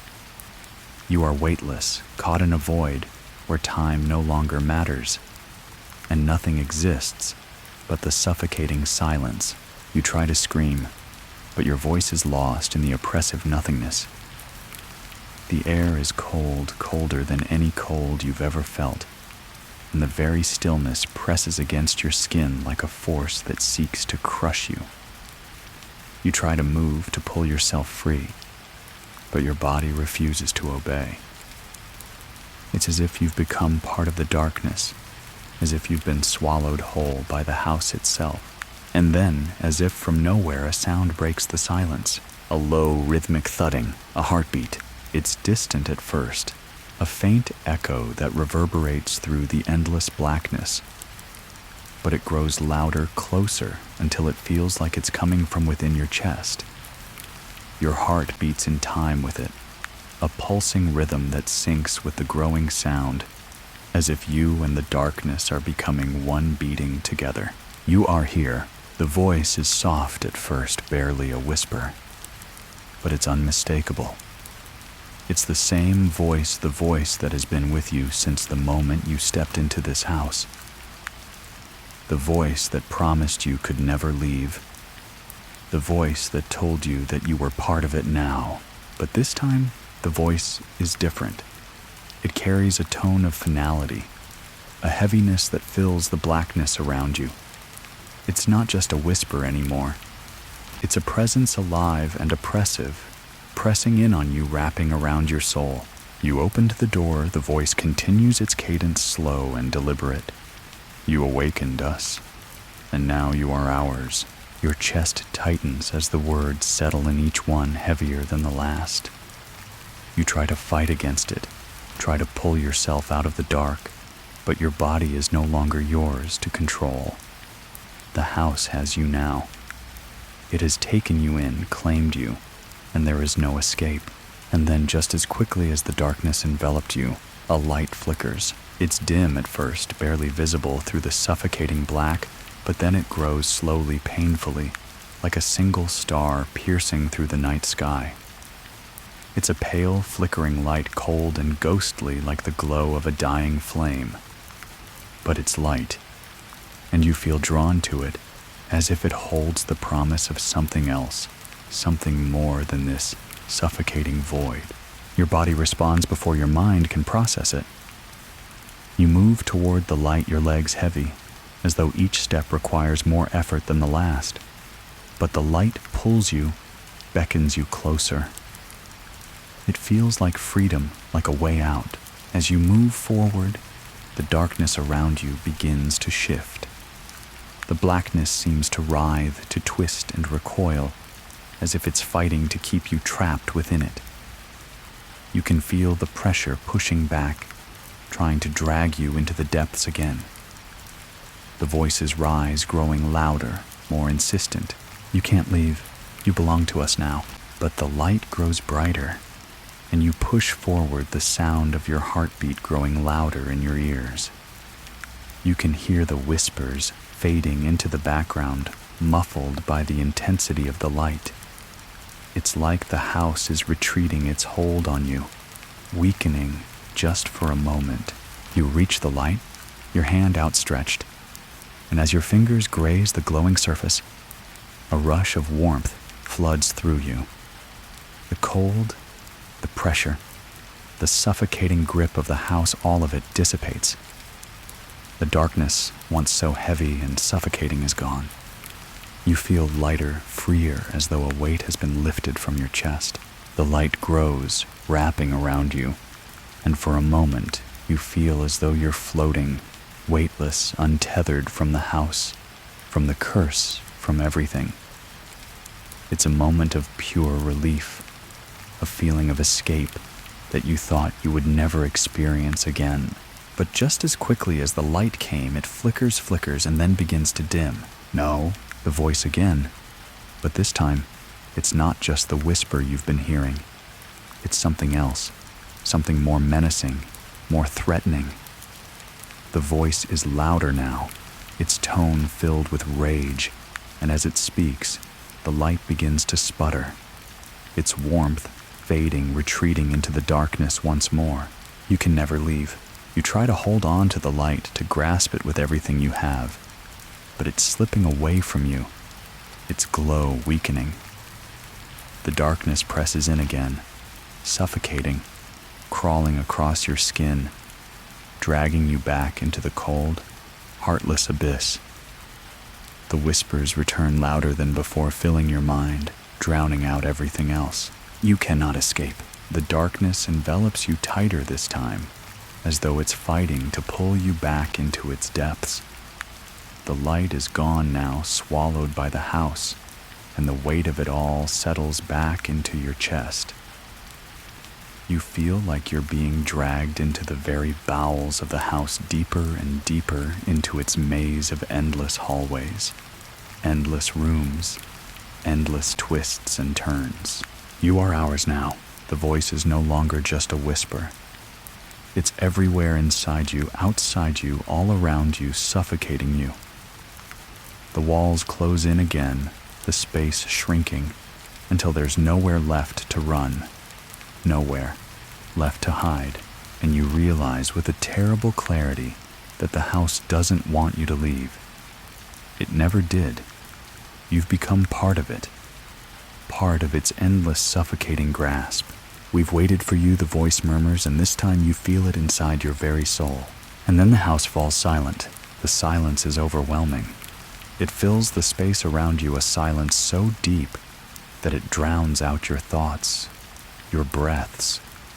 For a moment you wonder if the house has stopped altogether, if it's finally grown tired of its twisted game. But the unsettling stillness only amplifies the pressure you feel pressing in from all sides. Your heart still beats slow, steady, but there's a heaviness in your chest now. The air is thick, almost viscous, and every inhalation feels like a struggle. It's not the air that's changed. No, the house itself feels different, more oppressive, as though it's been holding its breath, waiting for something. Something has shifted, but you can't put your finger on it. Then the hum begins again, faint at first, but growing louder, sharper, until it's a constant resonating vibration that fills the air, a sound that settles deep in your bones. It's not a sound you can hear with your ears. It's a sound you feel with your whole being, a low, constant thrum that vibrates with the pulse of the house. The sound pulses in time with your heartbeat, and you can't tell if it's you or the house that's alive with this rhythm. You are part of us. The words are not spoken aloud. They are in your mind, vibrating with the hum that surrounds you. The voice is familiar now, deep, heavy, all-encompassing. It seeps into your thoughts, wrapping around your consciousness like a shroud, making it impossible to escape. Every corner of the house is filled with it. It's almost as if the house is breathing with you now. You can feel it, the walls, the floors, the very air around you, all moving in time with your own heartbeat. The house is alive, and it's more alive now than it's ever been before. It's feeding off you. You've become part of it. For the first time, you wonder if there's anyone else here. The spirits, the faces that had once hovered in the shadows, they're gone now, as if they've been absorbed into the house itself. They've become one with the walls, one with the darkness that grows thicker, denser by the second. You look around trying to find some sign of movement, some hint of escape, but everything is still. The hallways stretch endlessly before you, the doors remaining closed. the shadows hanging heavily in the air like curtains, waiting to close in on you. There's no way out. Not now. Not anymore. And then you hear it. A creak. Soft, distant, but unmistakable. It's not from the walls this time. It's from behind you. You turn quickly, your body tense, but there's nothing there. Just the darkness swirling around you. But the sound persists. Slow, deliberate. The floorboards creak a steady rhythm that matches the pulse you feel in your chest. Someone or something is walking toward you. A cold breeze brushes past you, and you freeze, the hairs on the back of your neck standing on end. The cold is sharp, biting like fingers dragging across your skin, leaving a trail of frost in their wake. It's not the house itself. It's something else. Something that is now with you. We've waited so long for you to understand. The voice comes again, stronger, more insistent, reverberating through the walls, through your mind. You are ours now. You always were. You try to speak, but your throat feels tight, as if the house is choking off your words, suffocating you. You stumble back, your heart racing in your chest, but the creaking grows louder, closer. You turn and look, expecting to see the familiar silhouette of the woman Sarah Winchester, or the twisted shadows that had once filled this place. But there's nothing. Nothing but the dark, endless hallway before you. And then, as though the house itself is mocking you, a door ahead of you creaks open, slowly, reluctantly. The door, once sealed, now stands ajar, inviting you in, beckoning you toward the unknown. You don't know why you do it. You don't know why you feel compelled to move forward, but your body responds before your mind can comprehend what's happening. You take a step toward the door, and then another, your feet moving almost of their own accord, dragging you forward into the room. The air inside is heavy, thick with the presence of something ancient. The room is large, impossibly, so its walls stretching high above you, the ceiling lost in shadow. The floor is covered with thick, worn rugs, their patterns faded by time. But it's not the room that catches your attention. It's what's in the center of it. A chair. It's large, old, and made of dark wood. The carving on the arms of the chair is intricate, winding like a vine, a twisted pattern that seems to grow and change with every glance. But it's not the chair that draws you in. It's what's sitting in it, a figure. The figure is shrouded in shadows, its form indistinct. But there's something about it that feels familiar. Something about it that knows you. The shadows flicker around it, like the very air is reacting to its presence. You've finally come. The voice is low, but there's a knowing quality to it, as though it has been waiting for you. The figure doesn't move, but the very presence of it makes your skin crawl, the cold, sharp edges of the house pressing against you, squeezing the breath from your lungs. You want to turn, to run, to escape. But the house is no longer just a structure. It is a living thing.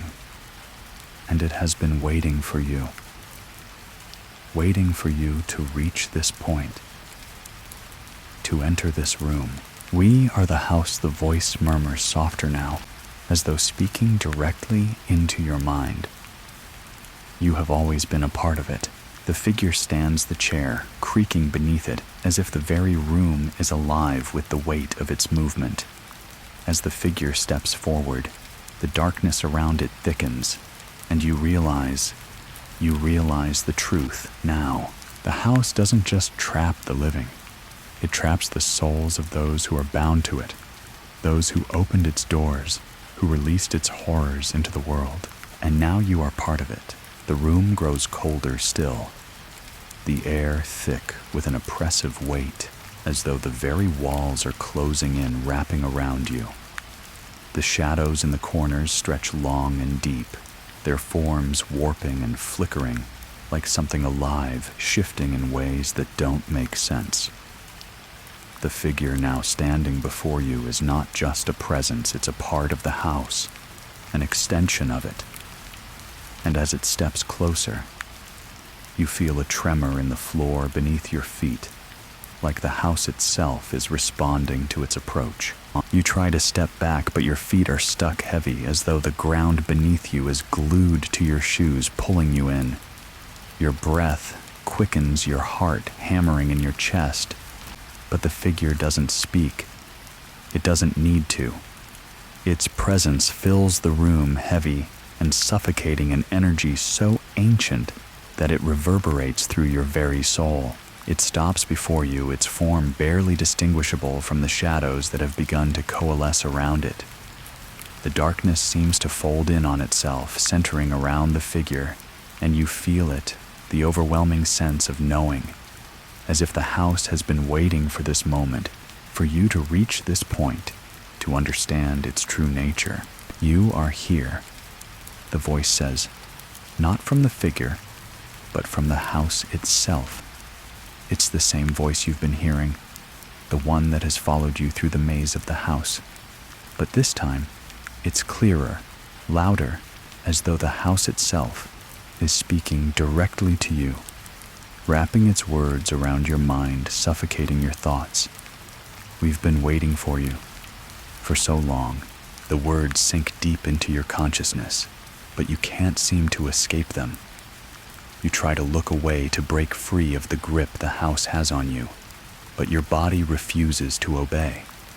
The figure before you steps forward again, and this time you can see it more clearly, its form becoming sharper, more defined. It's Sarah Winchester, but not the woman you've seen in the portraits, not the one whose sorrowful eyes seem to follow you throughout the house. This is a different Sarah. Her face twisted, her eyes cold and unblinking, filled with something far darker, something far more ancient. Her mouth is set in a grim, knowing line, and her presence is suffocating, like the very room is alive with her energy. You unlocked the door, Sarah murmurs, her voice low and resonant. And you brought it all back. The words hit you like a punch to the gut. You feel the weight of them, the truth behind them, and your mind spins trying to comprehend what she means. The house was never just a structure. It was never just Sarah's way of containing the spirits of the dead. It was more than that. It was a prison built to hold something far worse, something that has been waiting, growing stronger, and now it has been unleashed. We are the house. Sarah continues, her voice gaining strength, almost as if she's speaking not only for herself, but for the house itself, for the very darkness that has consumed it. You thought you were just a visitor, a curious soul lost in the maze, but you've always belonged here. This is where you were meant to be. You stagger back, your heart pounding in your chest, but the house seems to shift around you, blocking your way. The walls groan, and the floor creaks beneath your feet, as though the house is alive, responding to your every movement. The very space around you seems to warp, as though the house is bending and shifting in time with the pulse of the darkness that now fills the air. The room is no longer just a room. It's a portal, a threshold between this world and something else, something beyond human comprehension. The walls fade, and the house begins to stretch, twisting in impossible ways, expanding outward into the very fabric of reality. You see it just beyond the walls, in the space between what is real and what isn't, a vast, endless void. This is our home now, Sarah whispers, her eyes locked onto yours, cold and calculating. And it will be yours too. Forever. The darkness seems to grow stronger with every word thickening, swirling around you like a storm. You can feel it pressing in, suffocating, as if the house is consuming everything. Your thoughts, your memories, your very essence. The air grows heavier, your body growing weaker as though the house is feeding off your fear, off your resistance.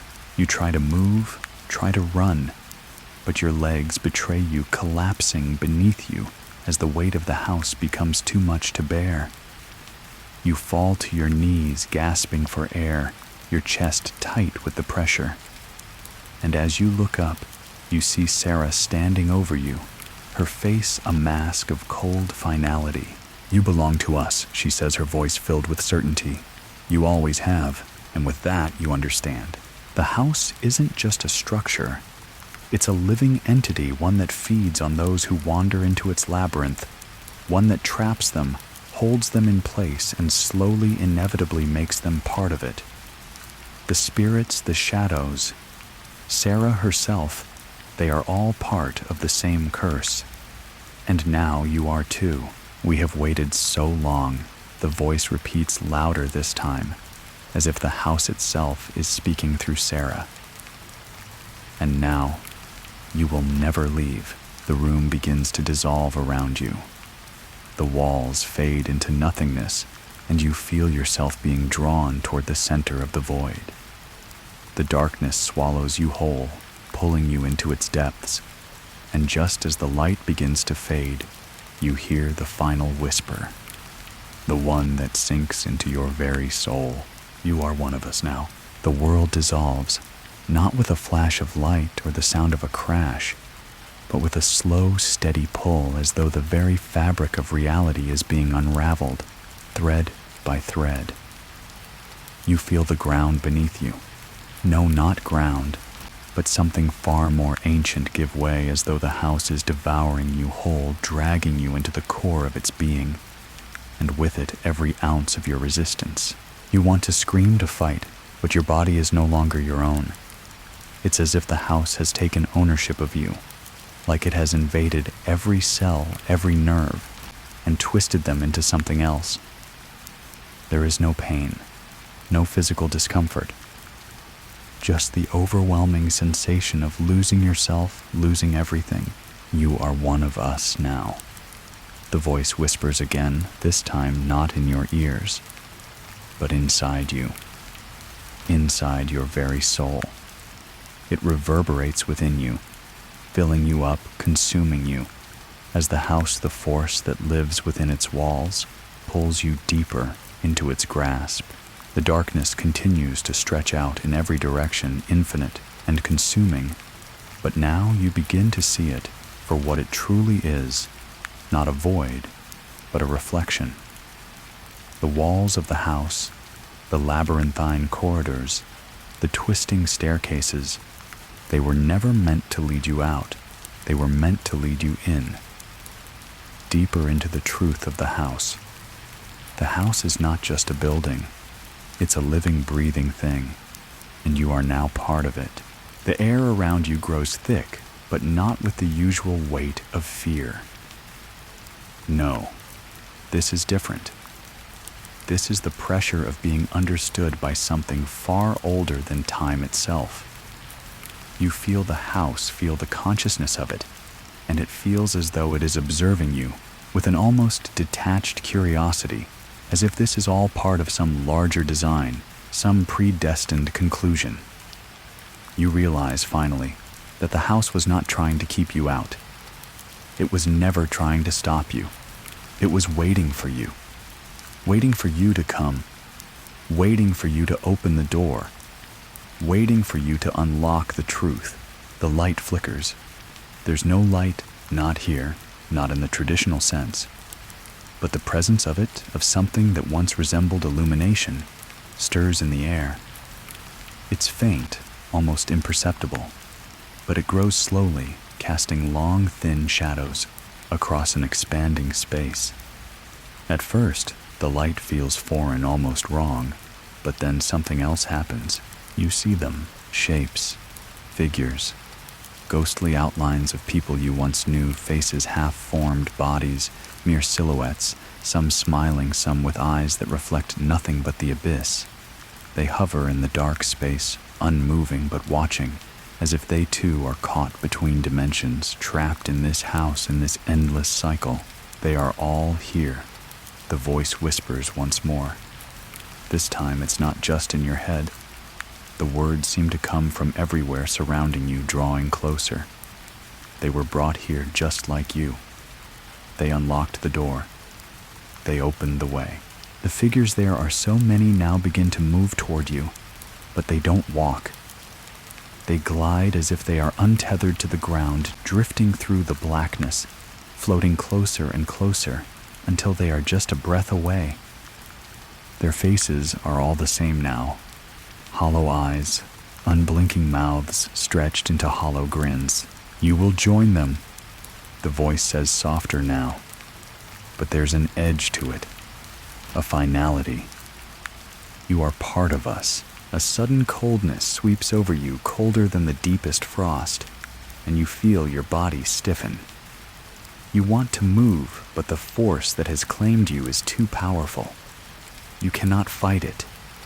You cannot escape. And then something shifts. The figures around you stop. They stand still in the air, their expressions unreadable, but their presence heavy, oppressive, like the house itself has drawn them into alignment, like they are part of a great cosmic puzzle now complete. The darkness that has been pressing in on you, that darkness starts to clear, retreating slowly into the corners of the room. And for the first time, you see something different. The room is no longer empty. There before you, a massive figure looms tall, impossibly tall, its outline fading in and out of the shadows. It's made of the same shifting blackness, but its form is distinct, its presence suffocating ancient.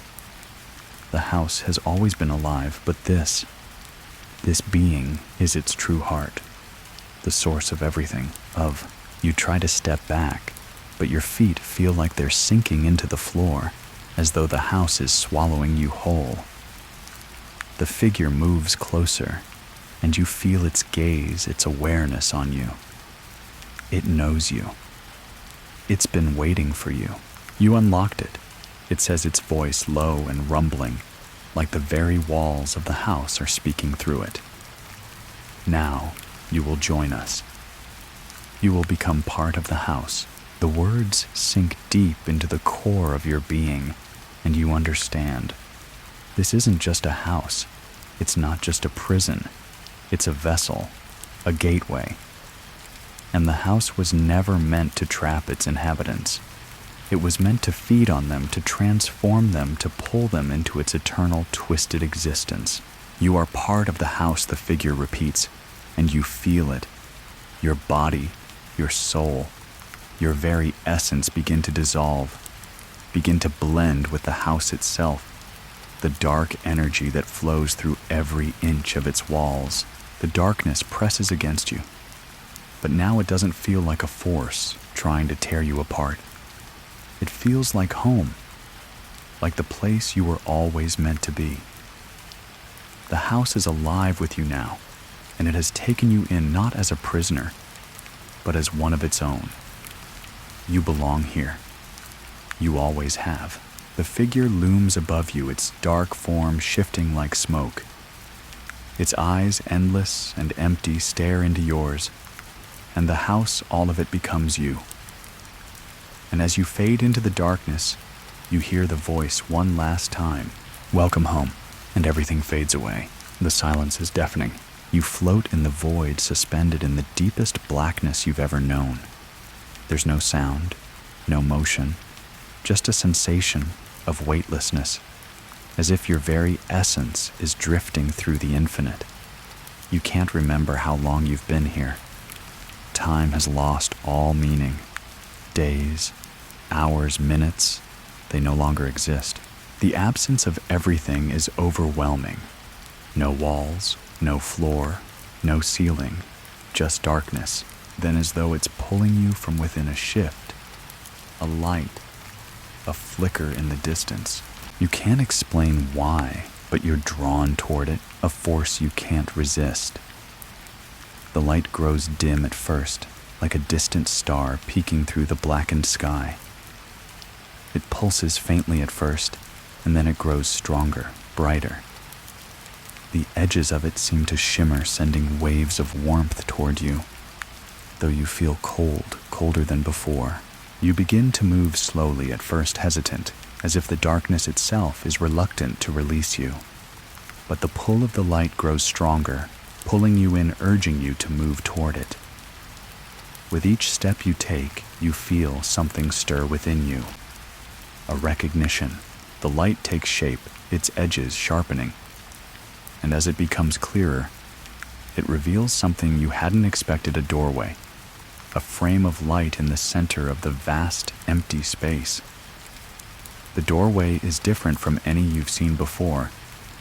Not just an entryway, but something more. It's not a door to the house, not a door to the past. It feels like a threshold, a boundary between two realities. Step through. The voice is softer now, not the deep, omnipresent one you've heard, but something more familiar, more human. It echoes, but it doesn't feel like it comes from anywhere specific. It feels like it's coming from within you. You hesitate, looking at the doorway, unsure. But that voice, that simple command, is enough to push you forward. You step through. The moment you do, everything changes. The dark void behind you disappears, entirely replaced by a burst of light so bright that it momentarily blinds you. The sensation of moving through it is strange, like slipping through water, everything around you warped, swirling as though the very air has become liquid. You gasp, blinking against the sudden brightness, and as your vision clears, you realize that the space before you is not empty at all. You're back, but this place isn't the house. The architecture, the walls, the ceilings, they're different. They're unfamiliar. The air smells of damp wood and earth, of something ancient and forgotten.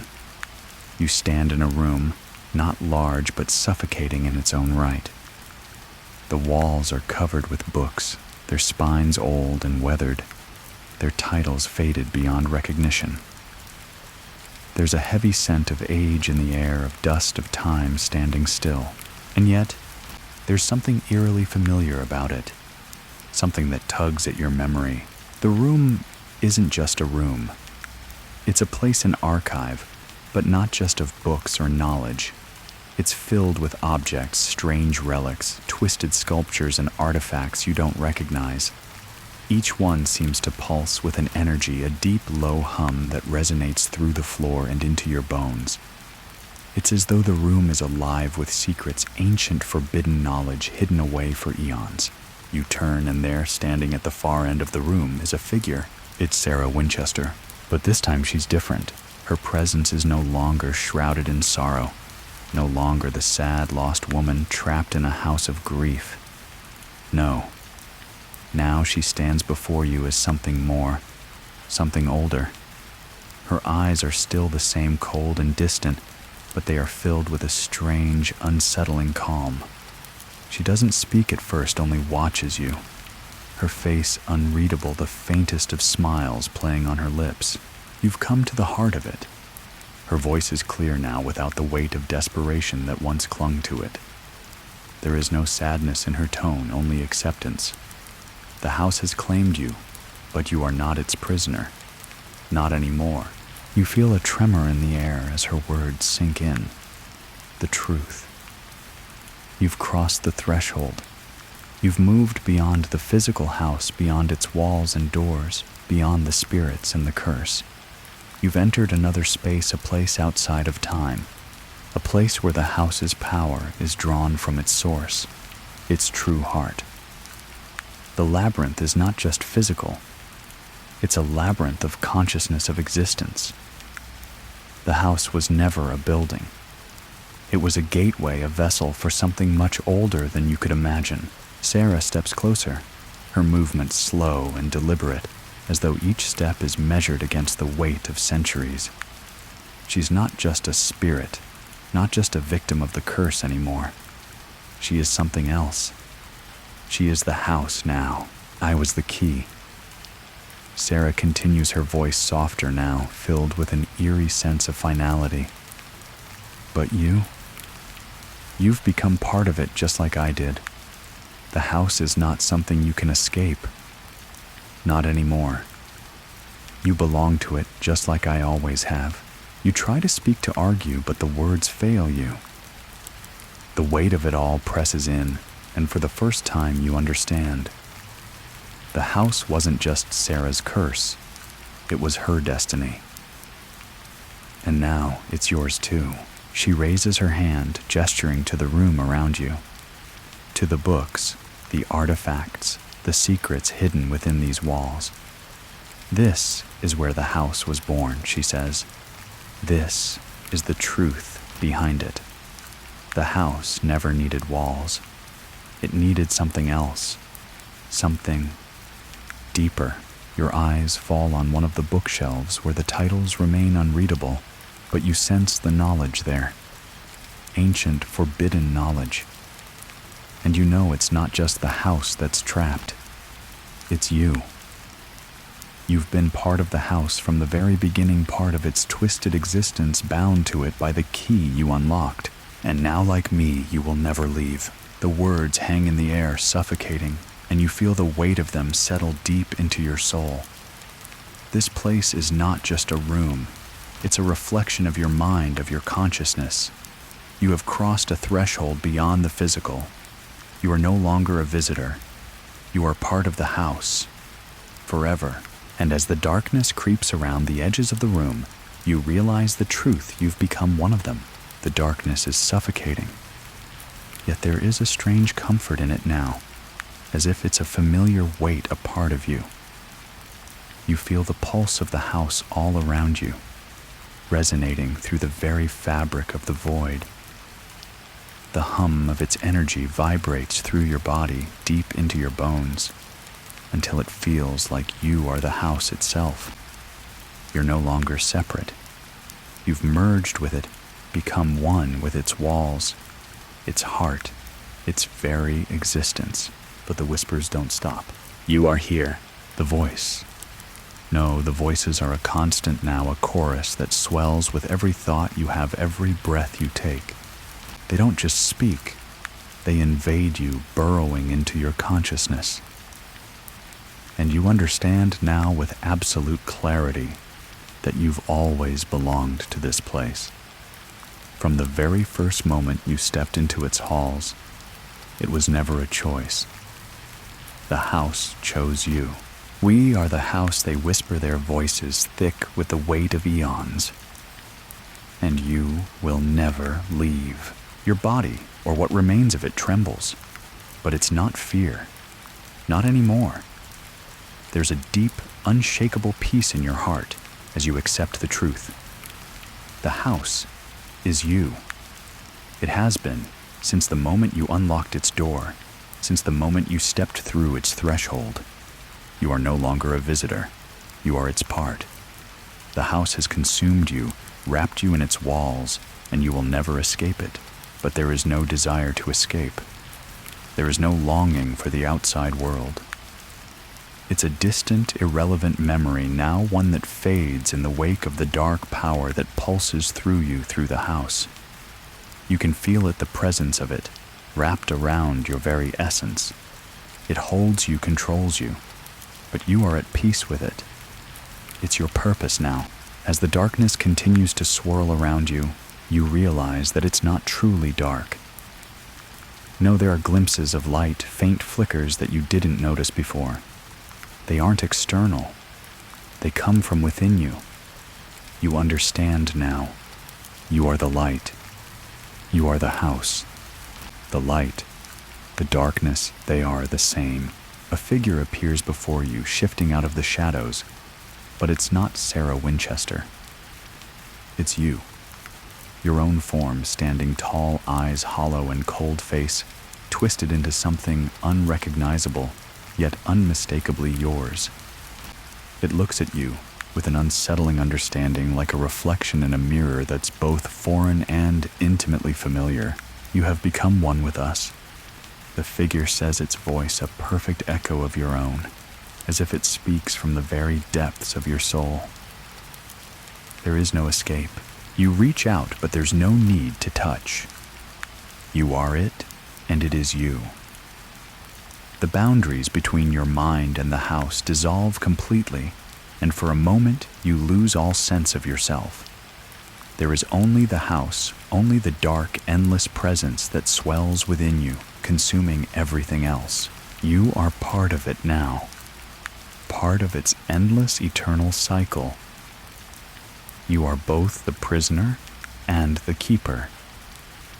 You are the house, and the house is you.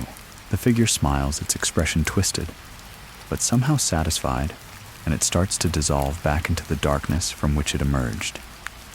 The last thing you hear before it vanishes is its voice, soft and whispering, "Welcome home."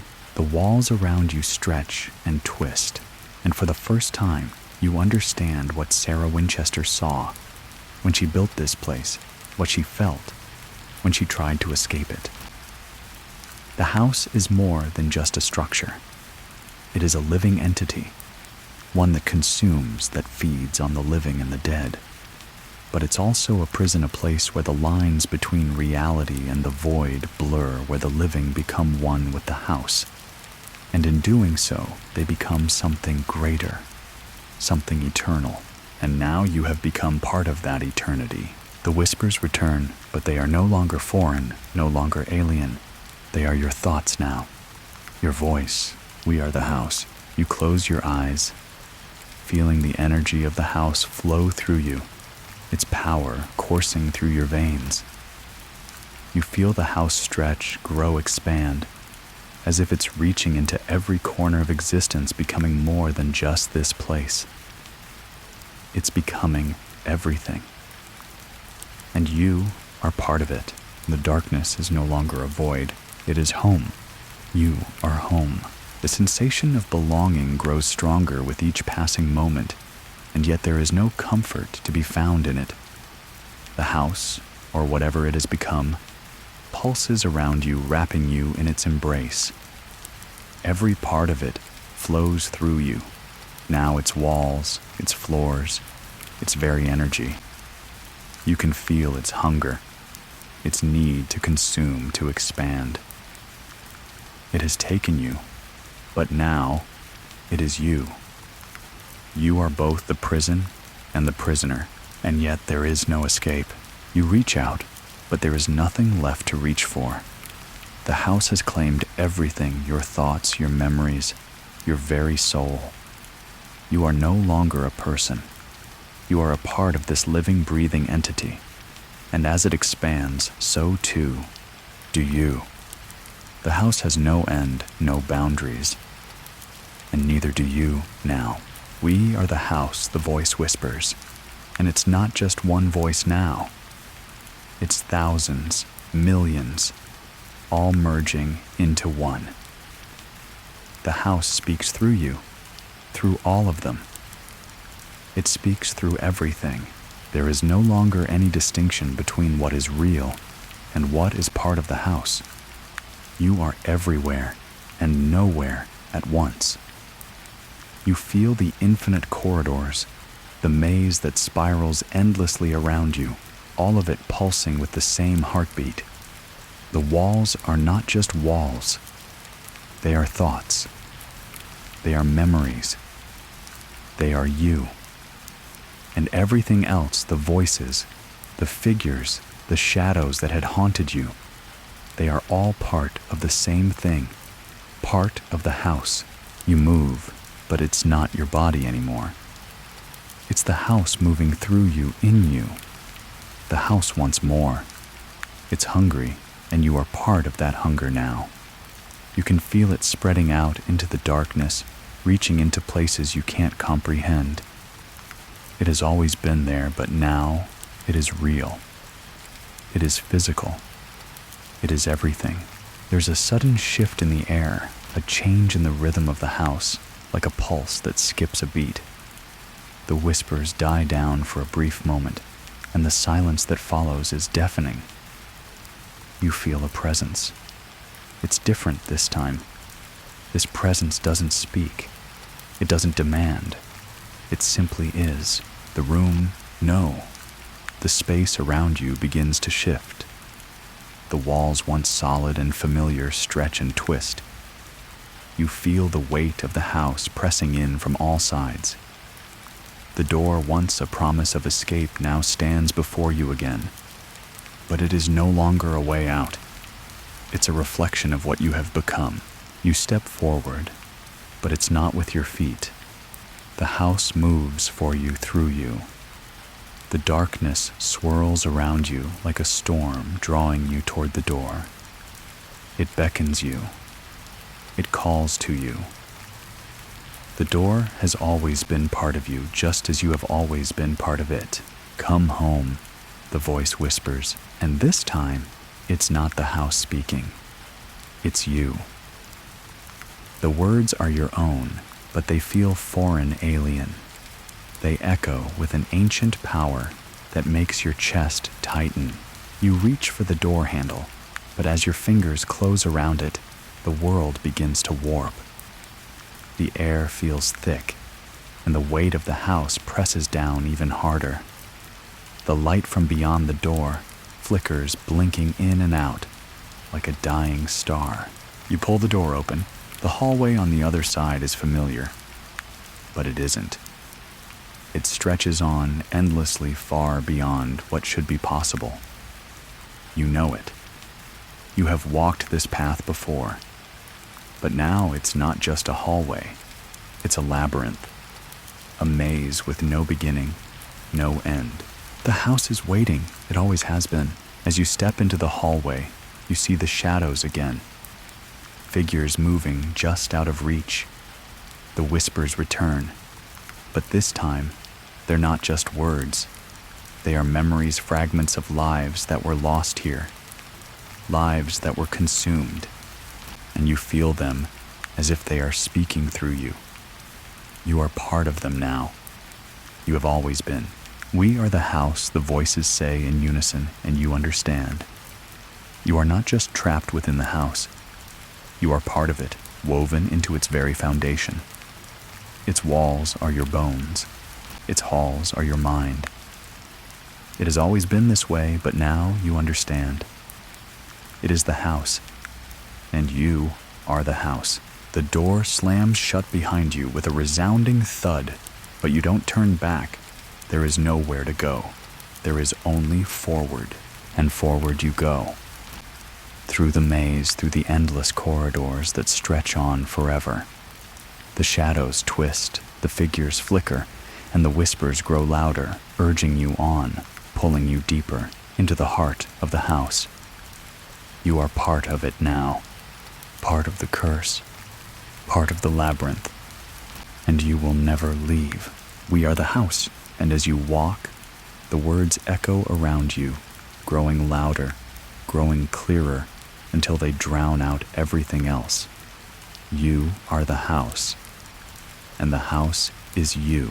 You've always been here, and you will always be.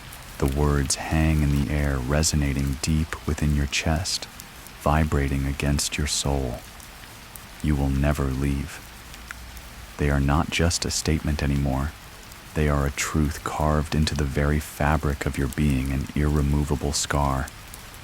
The weight of the house presses against you, suffocating, yet you feel an odd peace in it. You belong here now. The house is not something to escape. It is the world. The walls are your bones. The hallways are your veins. The labyrinth is your mind. And yet, as the last of the broken mirror glass settles on the floor, a strange tension builds. The whispers, once so familiar, now feel foreign, darker. The presence in the house shifts an undercurrent of something new, something unexpected. It's as if the house itself is aware that something deeper, something hidden has been uncovered. You take a step backward, your mind still spinning from the reflection from the mirror that showed you Sarah Winchester's face, her sorrow, her grief. But the more you think about it, the more it feels like that face wasn't just hers. It was yours too. You can feel it now, the burden of her curse, the weight of her choices settling into your skin. You've come to the heart of it. The voice echoing through the space this time feels far more personal, far more intimate. It's not just the house speaking, it's you. It's part of you. It's the energy you've absorbed, the house's power that has intertwined with your own. You're becoming it. Your feet move forward without your consent, the floor beneath you creaking in protest as if the house itself is whispering warnings. The hallway before you stretches into the infinite, but there is no hesitation anymore. You're not trying to escape. You're walking towards something. The path feels inevitable, unavoidable, like it has always been this way. A doorway appears ahead, tall, dark, carved with intricate symbols that twist in impossible patterns. You've seen these symbols before, haven't you?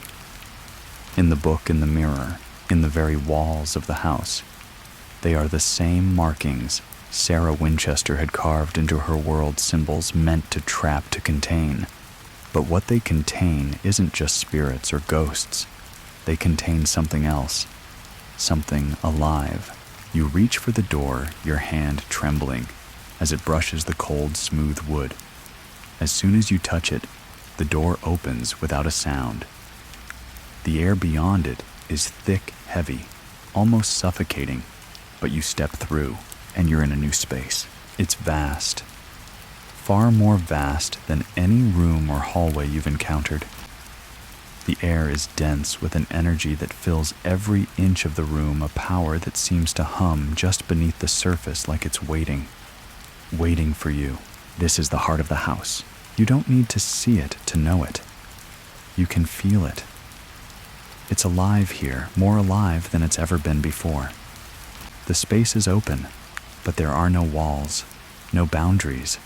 It stretches on forever, a place that bends the very fabric of reality. The ground beneath you is shifting, the floor pulsating, as if it is breathing in time with the house's heartbeat.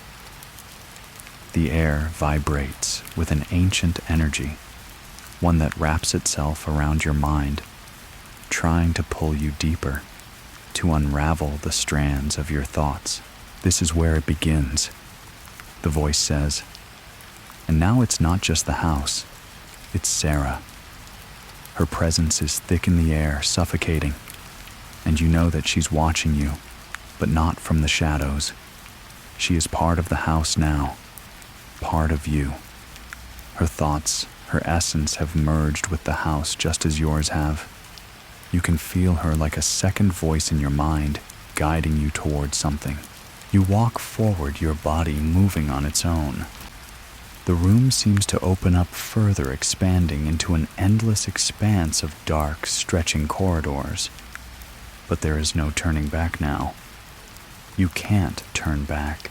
In the center of the room lies a pedestal, tall and imposing, bathed in an eerie light.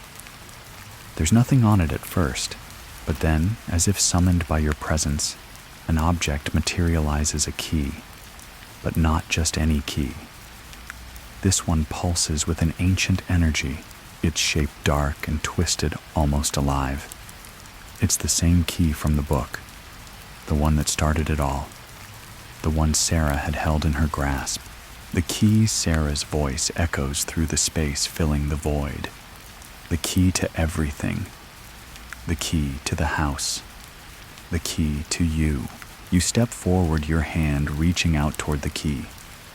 As your fingers close around it, you feel a surge of power, a current that runs through your body. It's the house. It's alive, and now you are holding its essence.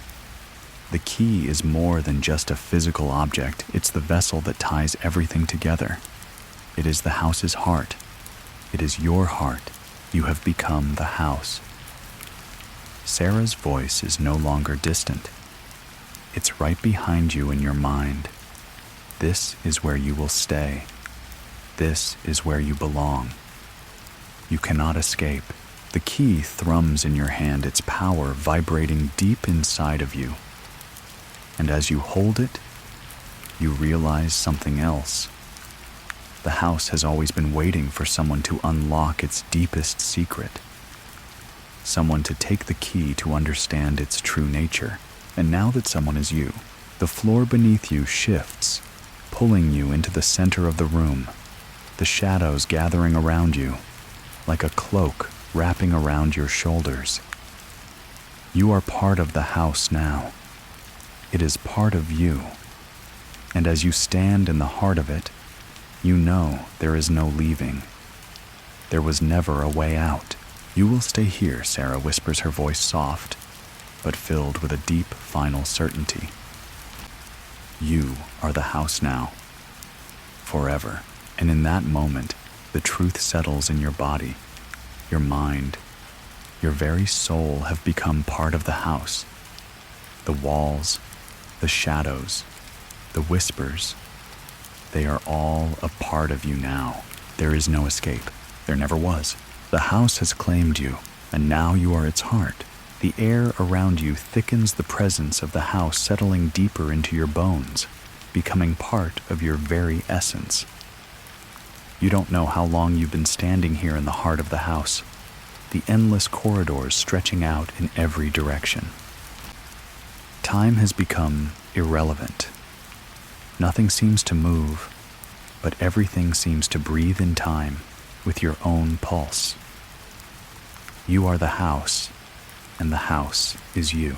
The key in your hand pulses with an unsettling rhythm, like it's alive, like it's waiting. You feel its power running through your veins, filling the empty space within you, filling the cracks in your soul. It hums, vibrating with an energy that seems to call out to you, beckoning you to understand, to become. You have come so far. Sarah's voice whispers low and haunting. It echoes in your mind, reverberating in the deepest corners of your thoughts. Her presence is everywhere now, within the walls, in the very air you breathe, a part of you. But this is just the beginning. The house has always been waiting for you. And now, it has you.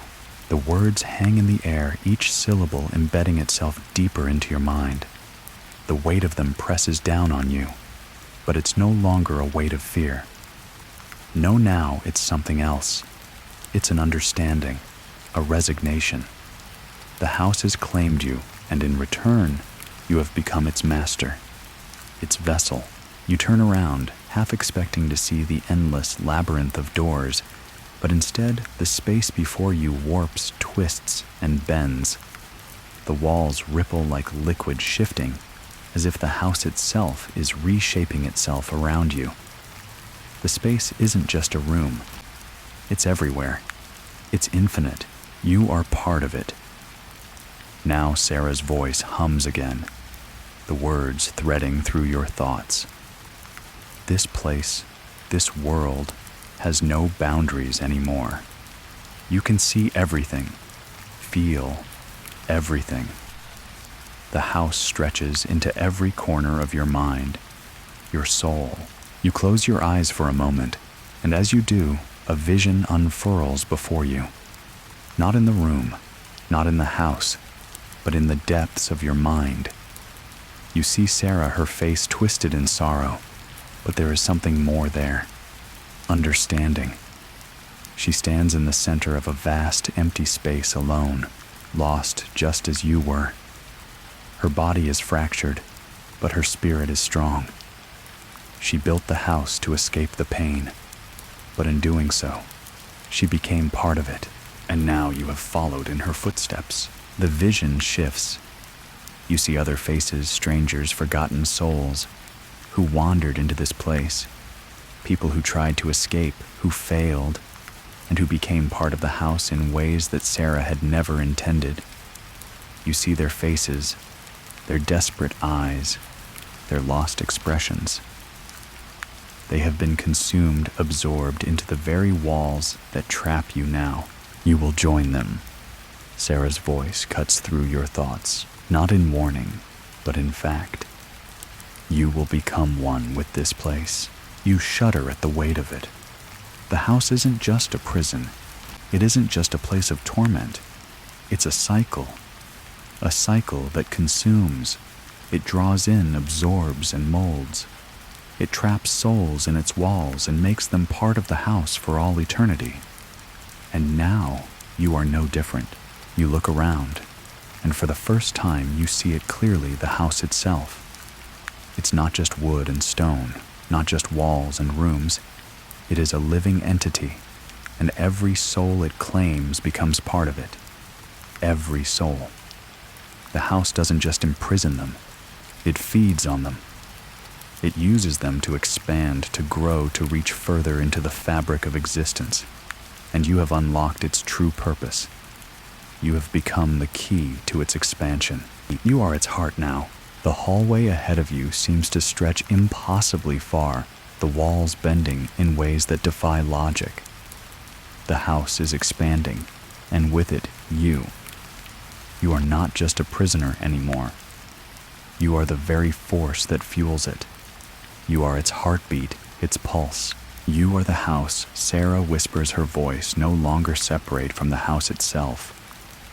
It is all the house now, and the house will never let you go.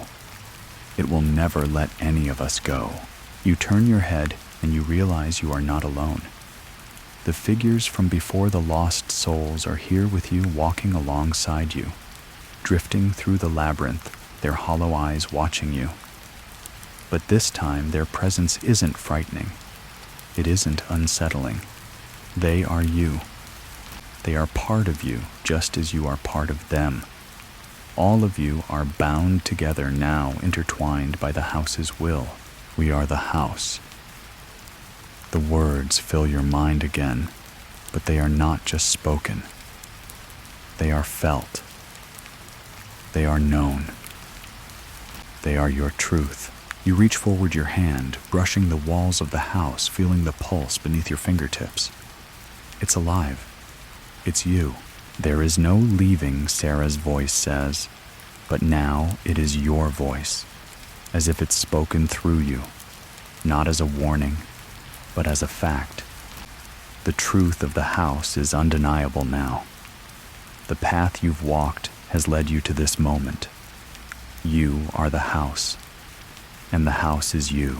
You close your eyes once more, and this time you don't see the labyrinth. You see nothing but the dark. The house has enveloped you completely. It has taken all that you were, and now it is all that you are. And as the darkness closes around you, you finally understand. You are not trapped anymore. You are the trap. You are the house, and the house will never let you go. The weight of the house's presence presses in around you, a suffocating, unyielding force. You are no longer sure where the house ends and where you begin. The boundaries of your body, your mind have become indistinguishable from the walls, the floor, the very air that surrounds you. The house pulses with your breath. It moves with your thoughts. You feel it everywhere inside you, around you, growing stronger with every second. You are not just part of it now. You are its very core, but there's something else now, something deeper, something hidden beneath the layers of this endless existence. A memory, a flicker of something that doesn't belong here. Something you can't quite grasp, but you can feel it stirring within you, deep within your being. You are the house, the voice repeats, but this time, it doesn't come from Sarah. It doesn't come from any of the lost souls who drift through these halls. It comes from within you. It's your voice now, too. You've accepted your fate. You've become part of the house, but the realization hits you like a jolt of electricity. The house isn't just a place of torment or endless cycles. It's a living force, a force that feeds, that grows, that stretches across realms, across time itself. And now, you are the key to it. The house has chosen you, just as it chose Sarah before you. But you've unlocked something within it, something deeper, something more ancient than even the house itself. The walls groan as if they're stretching with the realization. They shift around you, and you hear the soft creak of the floorboards beneath your feet. Like the house is aware of your thoughts, responding to them, reacting to the power that has now grown inside you. You feel a ripple through the air as if the house itself is trembling. The labyrinth begins to grow, not physically, but mentally. It extends into new dimensions, new places that were never meant to exist, places that are beyond time and space. You've opened it. Sarah's voice echoes in your mind, but there is no fear in it anymore. There's no desperation, just an overwhelming certainty. You've unlocked the truth, and now it's time for it to spread. You stand still, but your mind is racing. What have you done? What have you awakened? The house is expanding. The maze is growing. The darkness is reaching further into the world, stretching beyond the confines of the walls you once thought of as limits. You feel it, the deepening, the widening. The house isn't just in this place anymore. It's everywhere. It's everywhere you are. It is you. And yet, as the realization settles within you, there's a strange pull. A question you can't ignore. The same question that's been gnawing at the edges of your mind since the moment you entered the house. What happens when the house is done? You feel it then, a tremor in the air, something moving in the shadows. The very fabric of this place begins to warp, shifting like a dream, as though the house is starting to unravel.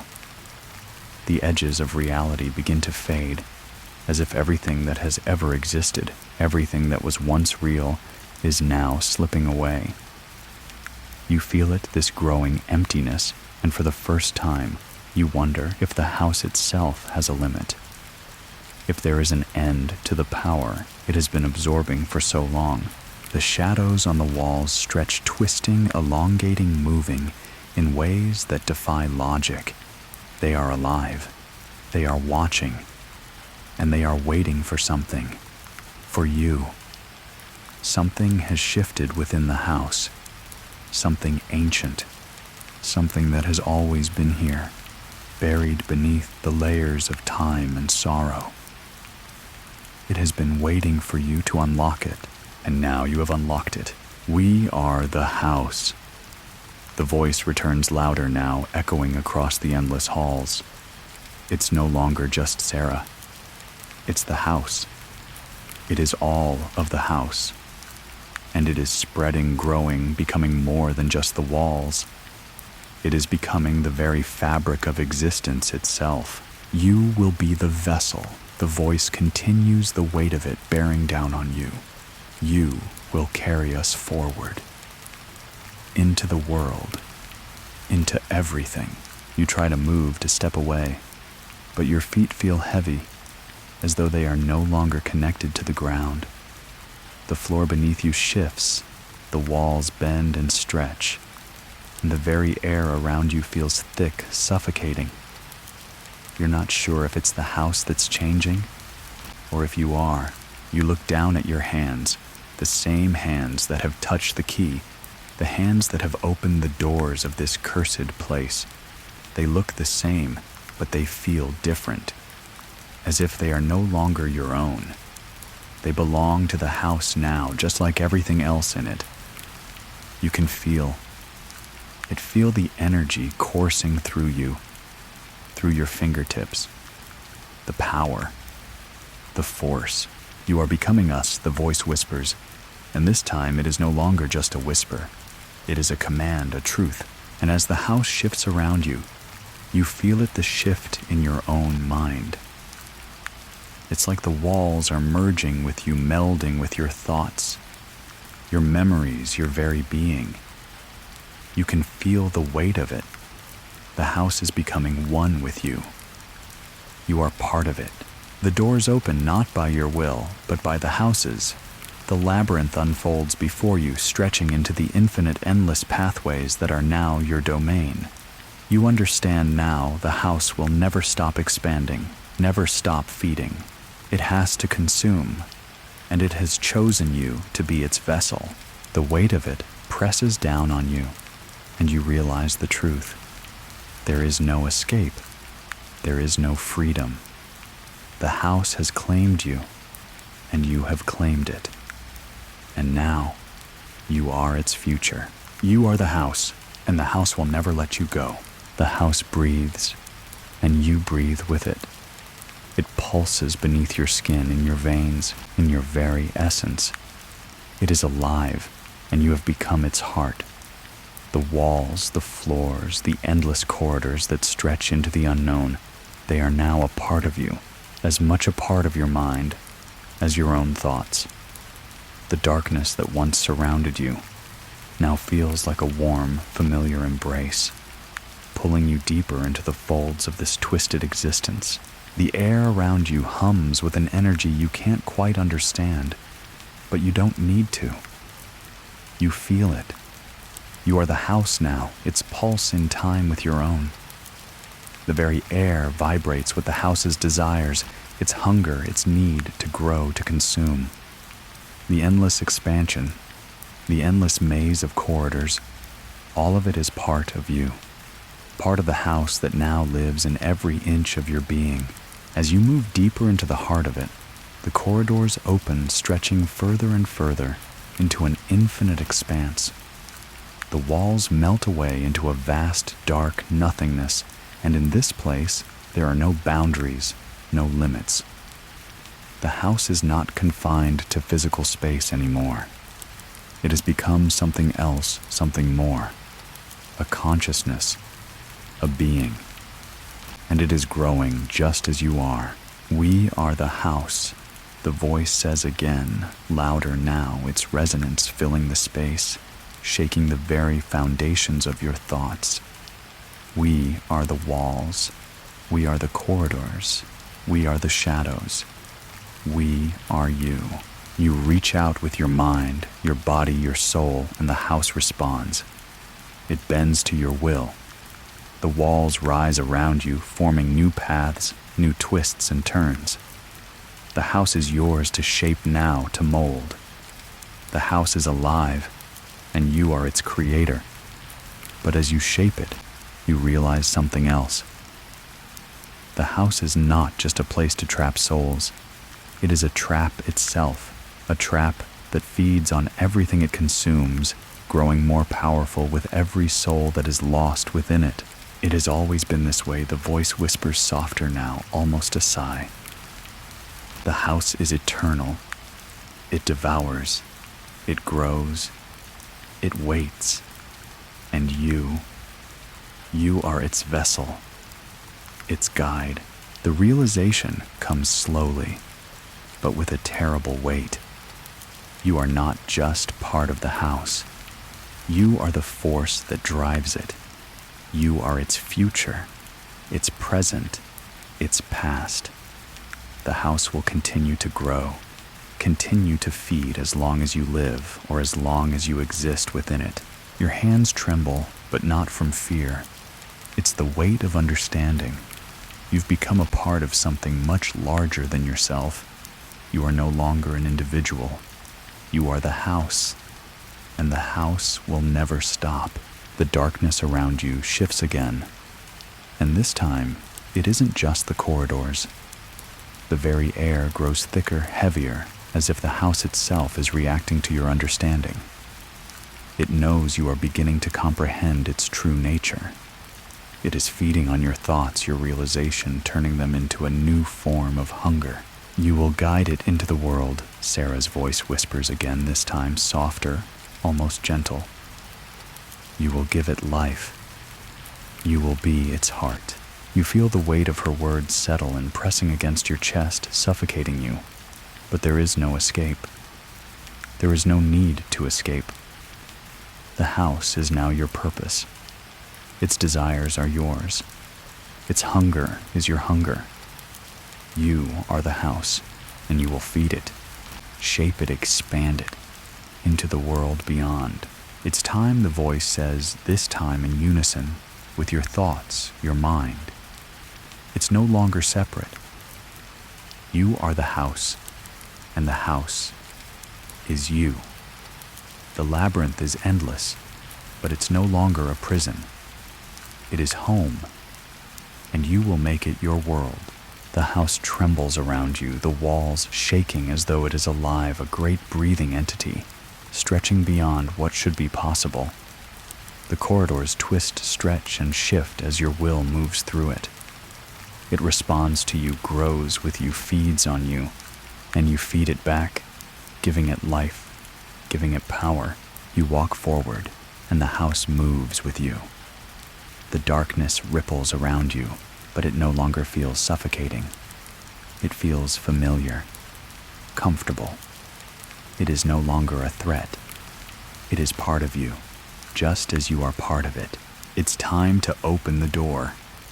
Sarah's voice echoes in your mind, and you know it's not a door you're opening for yourself. It's a door for the house. It's a door for what is yet to come. As you approach the edge of the endless labyrinth, the door appears before you, towering and dark, just like the others. But this door is different. This one is not just a portal to the next room. It's a doorway to everything, to the world outside, to the world you will bring the house into. You reach for the handle, and the moment your fingers brush it, the door creaks open. A wave of cold air rushes over you. But it's not the cold that you feel. It's the chill of something vast, something ancient. You know what's beyond it, and you know what you must do. You step through. The moment you step through the door, you feel the air change. The weight of the house, the suffocating presence that has enveloped you for so long begins to lift. Not entirely, but enough for you to breathe again. The cool air bites at your skin as you step into the new space. No longer a maze of endless corridors or shadowed rooms, but something far more real. You take in your surroundings, and immediately something feels wrong. You're not sure what it is, but there's a dissonance, a disturbance in the fabric of this world that's more than just a simple physical difference. The light is sharper here, cleaner, almost blinding compared to the dim, suffocating glow of the house. The walls are solid, strong, no longer breathing, no longer alive. This is a space untouched by the house, untouched by its influence, but the house is still with you. You can feel it. The floor beneath your feet feels foreign, now solid and firm, with no creaks or groans. You walk slowly forward, the weight of the key still heavy in your hand, and the realization sinks in deeper with each step. This place, this world outside the house, is a place where the house is not supposed to exist. Yet you are the house. The house is you.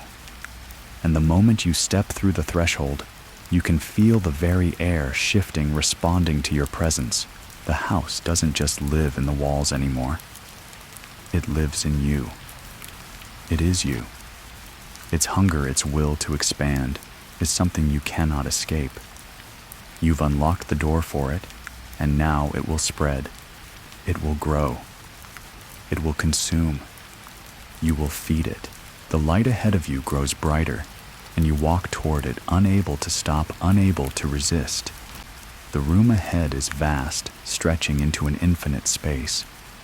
The walls, now made of something solid and familiar, start to twist and bend just like the house. The space itself begins to expand, distorting, as the house's will wraps itself around everything it touches.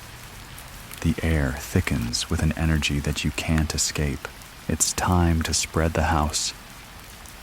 Sarah's voice whispers her words, curling around you like a warm, familiar embrace. It's time for it to grow. You don't need to ask her what she means. The house is already doing it. You feel it stirring, moving inside you, stretching outward, its influence extending into the room. The space around you begins to warp the edges of reality itself. bending as though the house is reaching into this world, claiming it as its own. The shadows around you lengthen, not in fear or malice, but in purpose. The darkness begins to stretch into the corners of the room, creeping along the floor, the walls, and into the very air itself. The house is coming alive in this place. It is feeding on it. It is becoming a part of it. You can't stop it, the voice says. And now it's not just Sarah's. It's the house itself, filling your mind with a presence you can't escape. You opened the door. You let it in. And now it's here to stay. The walls begin to tremble. The floor cracks beneath your feet, and you feel the vibrations deep within you, like the pulse of a heart. Your heart, the house's heart. The room around you begins to melt away, and the house's true form, its true purpose becomes clear. The maze is not a labyrinth of corridors. The house itself is the maze. It's a vessel, a prison, a being that consumes, absorbs, and expands. And now the house is here, in this world. You are the key. The voice continues growing louder, more insistent. And now you will unlock the world. You stumble backward, the weight of it all crashing down on you, but you can't stop it. You can't stop it. You are it. The house pulses inside you, and the walls are shaking, as if the very foundation of this world is being pulled into the house's grasp. The space around you begins to break down like a reflection in shattered glass, cracking and warping, and then you see it. The door, the one you just stepped through, is fading. The world around you is fading. The house is swallowing it. The very air around you is beginning to twist and bend as the labyrinth begins to fold itself into the outside world. The room, the space, is no longer just a room. It's becoming the house. The house is merging with this world, with everything. There's no escape, Sarah's voice murmurs, but there's no malice in it, no anger. There's only acceptance. This is what you've unlocked. This is what you've become. The house is expanding into everything. The floor beneath you crumbles into nothingness, and the walls dissolve, pulling themselves into the very fabric of reality, stretching outward. The house is no longer just a place. It is everywhere. It is everything. You can feel it. The house isn't just growing. It's becoming the world.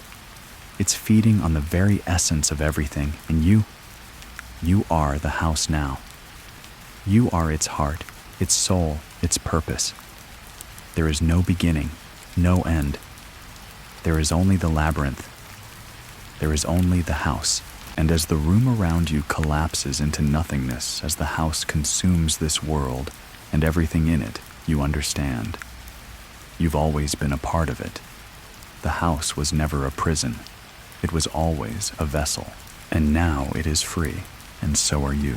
The moment the last of the walls fades away, you feel a strange calm wash over you, as if you have crossed some ultimate threshold, crossing between realms. The house is no longer bound by the dimensions of any world. It is infinite, and so are you.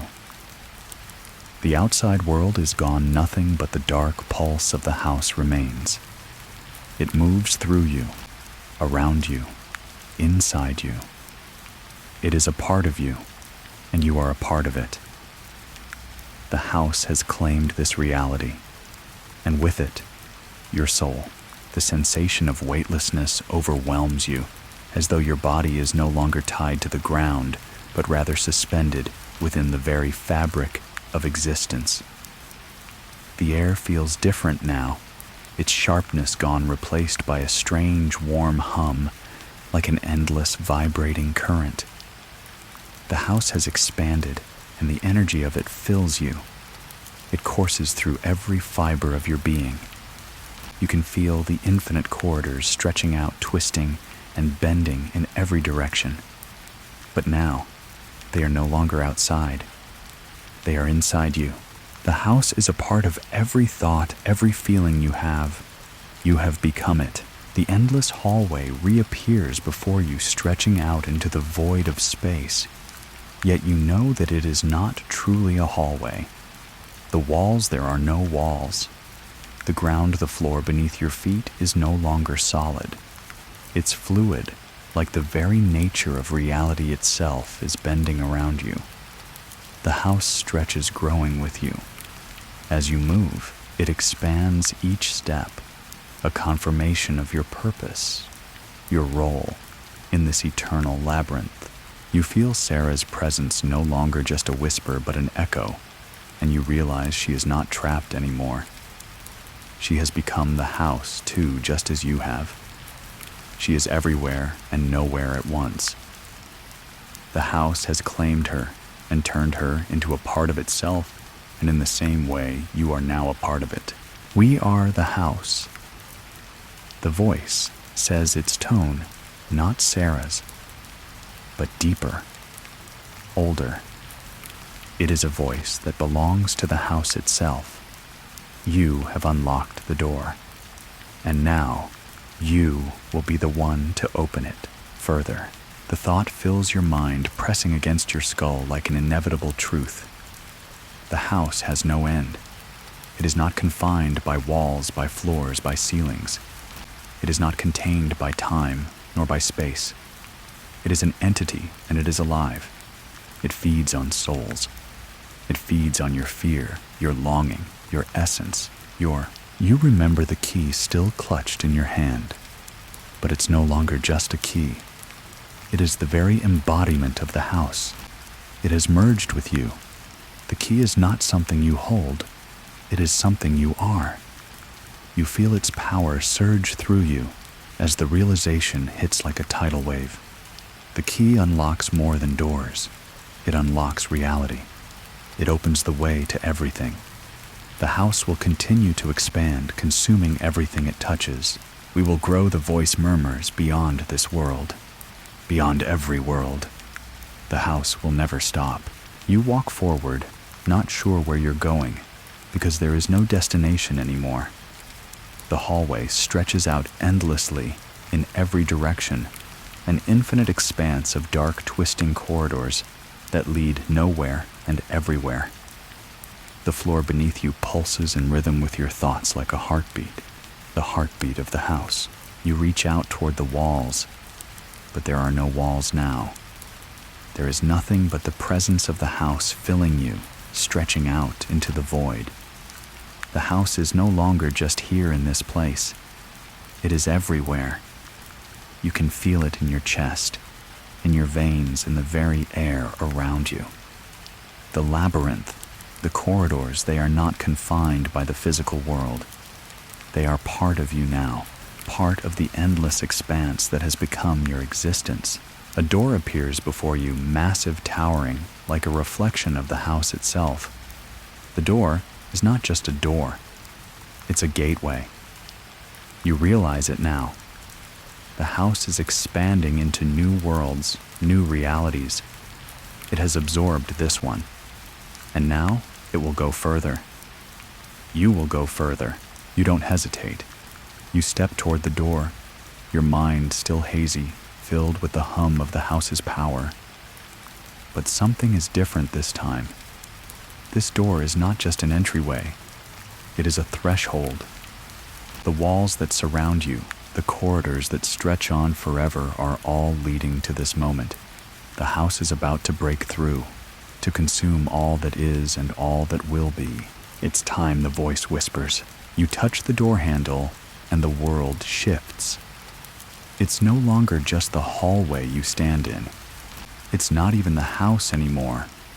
It's a vision, a reality bending and stretching before you, and you feel it.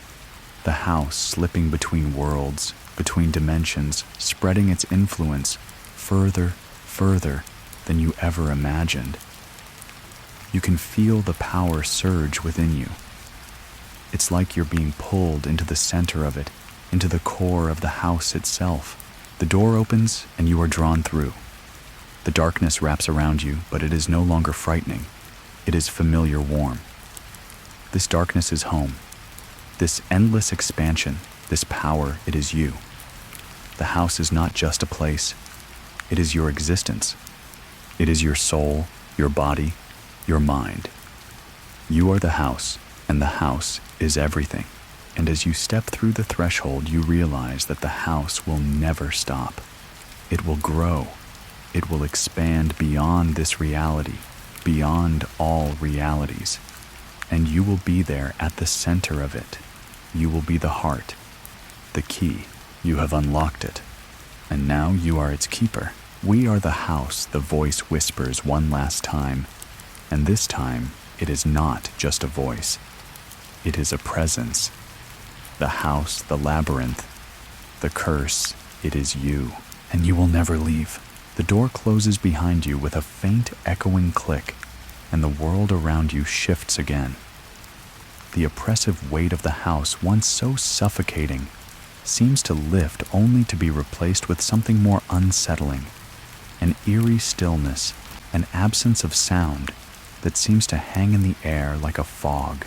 The house has always been alive, but now it feels different.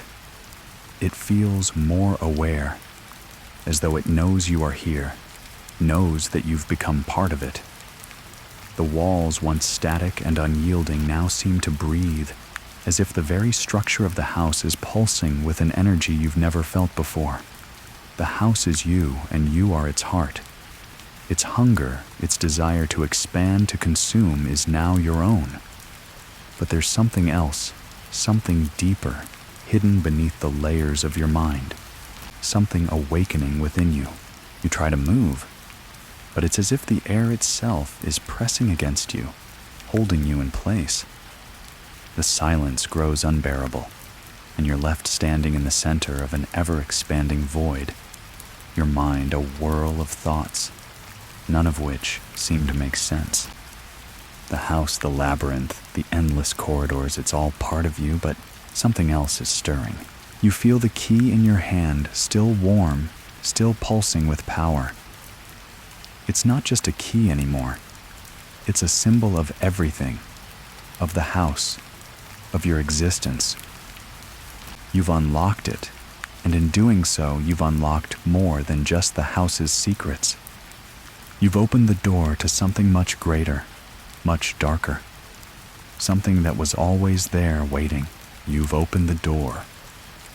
Sarah's voice echoes in your mind, and her words now feel like a whisper from deep inside your soul. But you've only seen the beginning. The air around you stirs, and you feel it them. The presence of the lost souls, the restless spirits, the shadows that once haunted the walls of the house. They're here now with you. Not outside, not in the house, but within you. They're no longer trapped in the labyrinth. They have merged with you. They are you. And the realization settles into your chest like a heavy weight. You are not alone. You never have been. The darkness around you ripples, and you see it a face. It's not Sarah's this time. It's yours. The reflection of yourself, distorted, twisted, but unmistakably, you stares back at you from the darkness. The eyes are hollow, empty, yet they shine with a knowing, a clarity. It's you, but it's not. It's the part of you that the house has claimed. It's the essence of the house within you. You are the house. The reflection whispers its voice, the same as yours, yet colder, more hollow. You always have been. The walls tremble. The floor beneath your feet quakes, and the house grows, stretches, expanding once more. But this time it's not just the house that grows. It's you. You can feel the power surging within you, pulsing like a beating heart, growing stronger, stretching further into the void. You are the house, and the house is you. And now, you are ready to bring it into the world. The darkness around you begins to swirl, forming into shapes. Figures, the shadows that have always been present in the house. They take form now, flickering into existence, as if the very air around you is shifting, bending to your will. They are the souls, the trapped spirits, the lost, and they are now yours to command. They belong to you. They are you. It is time. Sarah's voice murmurs again, softer now, but with a finality that cuts through the silence. You will open the way. You will release us all. You reach out with your mind, with your will, and the house responds. The walls groan, the floor cracks, and the very air around you shudders as the house begins to expand outward, beyond this space, beyond these walls. The house is no longer confined to this place, this dimension. It stretches beyond time and space, reaching into the world outside. You can feel it, the pull of the house pulling everything around you into itself. You are the heart of the house, the voice says once more, its tone filled with certainty. And you will bring it to life. You will set it free, and with that you understand. You are the key. You are the door. You are the house. As you step forward, the house stretches with you. The shadows swirl around you, enveloping you in their darkness. But you no longer fear them. They are part of you now. You can feel the house expanding, moving through the world, slipping between realms, breaking through the boundaries of reality itself. The door, once a simple entryway, now stands before you again. But this time, it is not just a door. It is the threshold between worlds, between realities. And you, the house's heart, are the one to open it. With a final step, you reach out toward the door, your fingers brushing the handle. As your hand closes around it, you feel the world shift again, and the darkness grows, expanding outward, pulling you into it. You've unlocked it, Sarah's voice whispers. But it's no longer just her voice. It's the voice of the house, the voice of everything. Now, you will release it. The door swings open and you step through. The moment you step through the door, the air around you thickens again, pressing in on you, like the house has followed you into this new space. There is no escaping it, no separation between the house and the world beyond. It is everywhere now, seeping into every corner of this new realm, filling the very air, the ground, the space itself. The house is no longer just a place of twisted corridors, but an endless presence, expanding beyond the boundaries of time and space. You stand in the center of what should be a room, but it is so much more. This space is not just physical, it is a convergence point, a bridge between realities, between worlds. The walls flicker in and out of existence as if they are made of the very fabric of the universe itself, folding and bending in ways that defy all understanding. The floor beneath you hums with an energy that resonates deep within your bones, like the pulse of the house alive and breathing. You feel it immediately, the pull. The house has broken through the fabric of reality, and now it calls to you, its heartbeat syncing with your own. The key you hold still thrums in your hand, a living extension of the house vibrating with power. It feels like it has always been there, part of you, and now you are part of it.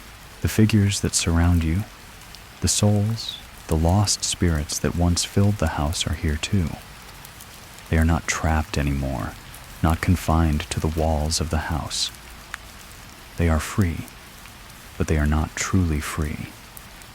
They have merged with you, with the house. They are now part of this place, part of the ever-expanding labyrinth.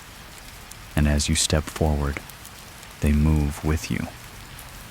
The air is thick with their presence, their endless, watching eyes, their whispers filling the space. The house is still hungry. You can feel it deep inside, a gnawing, aching hunger that cannot be quenched. It needs more. It needs to expand. And now, with you standing at the center of it, the house has been unlocked, its power unleashed. You feel it reach into this world, into every corner of reality, pulling at the threads, drawing everything toward it. You are its heart, its key, and it will feed. You opened the door. Sarah's voice echoes in your mind, but it is no longer just Sarah. Her voice is now part of the house, part of you. You unlocked it, and now the house will expand. You walk forward, your every movement mirrored by the shifting of the world around you. The walls stretch, the space bends, and the very air warps in response to your thoughts, your will. You feel the house grow stronger with every step you take. It is feeding, drawing on your energy, on your existence, pulling at the seams of reality itself. As you walk, you begin to see it glimpses of the world beyond, but it's not the world you remember. It's twisted, warped, like a reflection shattered, reassembled into something new. The sky above is dark, filled with swirling clouds that move unnaturally, as if they are part of the house itself, a part of the ever-expanding maze. The ground beneath you shifts, becoming soft like sand, but it's not sand. It's dust, the dust of forgotten memories, the very remnants of those who have entered the house before you. This is where it begins, Sarah whispers. And now her voice is not just inside you, it is part of you. This is the door to everything. You realize what she means now. The house doesn't just consume worlds, it creates them. It warps realities, molds them to its will, and now that you have opened the door, it will continue to grow. It will take over. Every world it touches will become a part of it, and every person who steps into its labyrinth will be absorbed into its hunger. There will be no escape. There will be no end. The house has no boundaries anymore. It is everywhere, and you are its keeper, its guide, its heart. You are the key that opens the door to infinite realities, to an eternity of expansion. You can feel it, the hunger building inside of you, the power of the house surging through your veins, consuming you, becoming you. You belong to the house, the voice hums in your mind, and it is not just Sarah now. It is the house, the spirits, the endless maze of corridors, and the house will never stop. You stop in your tracks, and in that moment you feel it, the deep, aching pull. The world around you shifts once again, and you see it clearly now. The house is more than just a prison. It is a force. It doesn't just trap it, creates, expands, consumes. And now you are its instrument. You will help it grow. You will help it feed. It is no longer a matter of being trapped within its walls. You are part of it, and it will never stop. You feel the first stirrings of the house's growth, its presence stretching out from you into the world beyond. It wraps itself around the very fabric of reality, folding it to its will. The sky bends, the ground shifts, and the shadows lengthen, growing longer and darker with each passing moment. It's time, the voice says, and you know what it means. The house is ready. The world outside is ready. You are ready. You close your eyes, and for the first time you understand the house's true nature. It is not just a place. It is a living being, a consciousness that feeds, that grows, that expands. And you now are its heart, its vessel. You are the house. You will help it spread, help it consume. You open your eyes, and the darkness closes in, stretching around you. The door to everything has been unlocked, and now it's time to walk through it. The house will never stop. It will never end. It will continue to grow, and you are its beginning. The moment the darkness envelops you, you feel the house surge, expanding with you, through you. The pulse beneath your skin intensifies, growing stronger, like an insatiable heartbeat that now belongs to everything. You feel it in the air, in the very ground beneath you, in the infinite space stretching out in front of you.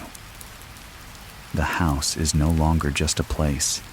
It is a force, a presence, a living, breathing entity. And you now are its lifeblood. You step forward into the void, but you don't feel fear.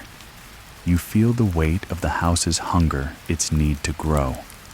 Every step you take is a confirmation, a continuation of what you've become. You are the house, and the house is you. It has always been this way, but now you understand. The shadows around you grow thicker, twisting into shapes that feel oddly familiar, like reflections of your own thoughts. They reach out, crawling toward you, but there is no threat in them. They are part of you, extensions of the house's ever-expanding nature. They bend to your will, just as the very world around you bends to the house's infinite desire to consume, to expand. The space before you stretches impossibly far, but you don't walk toward it. You don't need to. The house moves with you, folding reality around you, opening doors to worlds you cannot comprehend. Every door you pass opens into a new realm, a new world to consume, to devour, to feed the ever-hungry house. The walls around you stretch, expanding, like they are breathing their surface, warping with every step, every thought, every whisper that passes through your mind. You are no longer just walking through space. You are walking through existence, through the very core of the house, through the threads that bind all realities together. You are the keeper of the door, now the key that unlocks not just rooms, but entire worlds. You are the heart, Sarah's voice says again, though this time it feels distant, less like a whisper and more like a memory. Her presence is still with you deep within the house, inside every thought you have. She has merged with the house, and so have you. You are both the creator and the creation, both the key and the lock, both the prisoner and the keeper. And the house will never stop. The voice hums. And now it's no longer Sarah's, nor is it just the house. It is everything the house, the labyrinth, the infinite darkness that stretches before you and beyond it. It is the hunger. It is the endless expansion. It is your future, your purpose. You move through the space, and with every step, you feel the house growing. It is feeding, and it is expanding. The reality you once knew is nothing more than a distant memory lost to the ever-expanding corridors of the house. The walls, the doors, the labyrinth, they are not confined to this place anymore. They are spreading. They are reaching into the world beyond, into the very fabric of existence itself. The ground beneath you shifts again, and the house bends, folding over itself, stretching further into realms you can't fathom. The maze you once walked is gone. The labyrinth has merged with you, with the world. The house is no longer just contained in walls or rooms. It is the world. You stop walking and close your eyes. You feel it, the pulse of the house, the hunger, the endless stretching of reality. It's not a room you're in anymore. It's not a space. It's everything. The house has consumed it all, and you are the house. You have unlocked it, the voice murmurs, and now the world belongs to us. The darkness around you hums, and you open your eyes to see the endless doors, endless corridors, all leading to new worlds. The house has no boundaries anymore. It is infinite. And you, the heart of the house, are its key. You are the vessel for its hunger. You are the force that will carry it into every world, into every dimension, into every corner of existence. You reach out your fingers, grazing the door, and with that touch, reality shatters.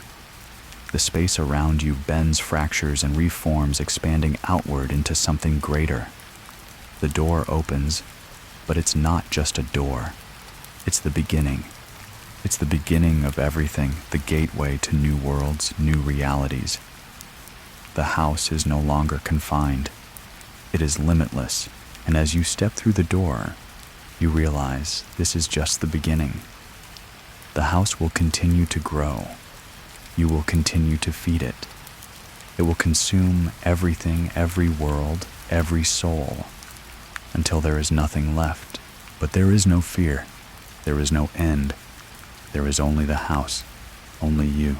And as the door closes behind you, you know you are the house, and the house will never stop. As the door closes behind you, the space before you shifts, pulling you into a new realm. The edges of reality blur, twisting like smoke, folding and expanding in impossible ways. The house is everywhere. It stretches beyond what you can see, beyond the corners of your mind. You have become part of it, and it has become part of you. The air feels different here, thicker, charged with an energy that is both ancient and eternal. There is no sky. There are no stars. The universe, once vast and endless, now feels confined, suffocated by the presence of the house that has swallowed it whole. There are no boundaries anymore. Time and space stretch in infinite loops, weaving into the walls, the ceilings, the floor. You are no longer bound by the rules of any world. You are the labyrinth. You are the endless expansion. You feel the pulse of the house in your chest, like the beat of a heart, like a steady drum that grows louder with every thought, every breath. It is the rhythm of life, of eternity. The house feeds on the fabric of existence itself, and you are its vessel. The hunger grows stronger with each passing moment. The house is not satisfied. It will never be satisfied. You have unlocked the door. Sarah's voice hums, but this time it's different. Her voice isn't just a whisper. It's in your mind, in your blood, in the very air around you. Now you are the key, and you will open every door. You understand now. The house is not just a place. It is not just a prison. It is a force that devours, a force that grows. And you are the key to its expansion. You open the door, and in doing so, you unlocked the power to shape realities, to create them. The house will grow through you, through the very threads of existence, weaving new worlds with every thought, every action. And yet, despite the overwhelming power at your fingertips, despite the boundless potential, you feel a deep gnawing emptiness, like the house itself is still hungry. It is not enough to consume a single reality. The house will never stop. It will never be full. The air shifts again, and you see at the doorway standing before you like a reflection of the one you passed through before. But this door is different. This one isn't just a portal to the unknown. It is the door to everything. The doorway to new worlds, to new dimensions, to realities beyond your comprehension. You realize then that this is no longer a house. It is a gateway. The house is the key to every world, to every possible reality. It is the force that binds them all together, and you are the key holder. You've unlocked the door. Sarah's voice echoes once more, but this time there is no warmth in it. It is cold, detached, as if she is beyond this reality. Now you will open it. You will feed the house. You will help it grow. You reach out your fingers, brushing the cold, smooth surface of the door, and with that simple touch, the world around you trembles. The walls of reality begin to fracture, unraveling, like the threads of a delicate tapestry. The house is pushing through. It is expanding. It is consuming. and you can feel it within you, its hunger, its need to feed, to grow. You are no longer just a witness. You are the instigator, the catalyst for its eternal hunger. As the door creaks open, you are filled with an overwhelming sense of purpose. You are not just part of the house. You are its force, its driving will. The darkness beyond the door is vast, empty, infinite. And as you step forward, you feel the weight of it, the weight of the worlds the house will claim, the weight of the lives it will consume, the endless hunger that will never be satisfied. You will never leave. The voice says its tone, now filled with a strange sense of finality, like an ancient truth that can never be undone. You are the house now, and the house will never stop. You step through the door, and reality begins to warp around you. The air thickens the ground beneath you, shifts, and the walls stretch further, becoming vast and endless as the house pushes through. You feel the very fabric of the universe bend, break, and reform around you. The world you once knew is no longer. It is nothing more than a distant, fading memory. The house is here, and it will consume everything. It will reshape reality, stretch into every corner of existence. And you will be the one to guide it. The house will never stop. It will continue to grow, to expand, to feed, and as it does, you will grow with it. You are no longer just a part of the house. You are the heart of it, the pulse that will carry it forward into eternity. This is just the beginning, the voice says, but it is not just Sarah's voice. It is the voice of the house. It is your voice now. You are the key, and you will open every door. And as you step further into the infinite dark, you know the truth. There is no end. There is no escape. There is only the house, and you will never leave. The darkness closes in, wrapping itself around you like a familiar cloak. The house stretches before you, its vast expanse endless and boundless. You feel it in your bones, the endless labyrinth, the infinite corridors all twisting and writhing, like the very fabric of existence is bending to the will of the house. You are no longer just a visitor. You are the house itself. You are the key, the pulse, the heart that drives its unrelenting hunger. You step forward, but there is no ground beneath you. The house is no longer confined to a single space. It is everything. It is everywhere. The air hums with its energy, vibrating with power, and you feel it in every fiber of your being. The walls, if you can even call them walls anymore, shift with each breath, bending, warping, expanding. The house is alive, and it is feeding.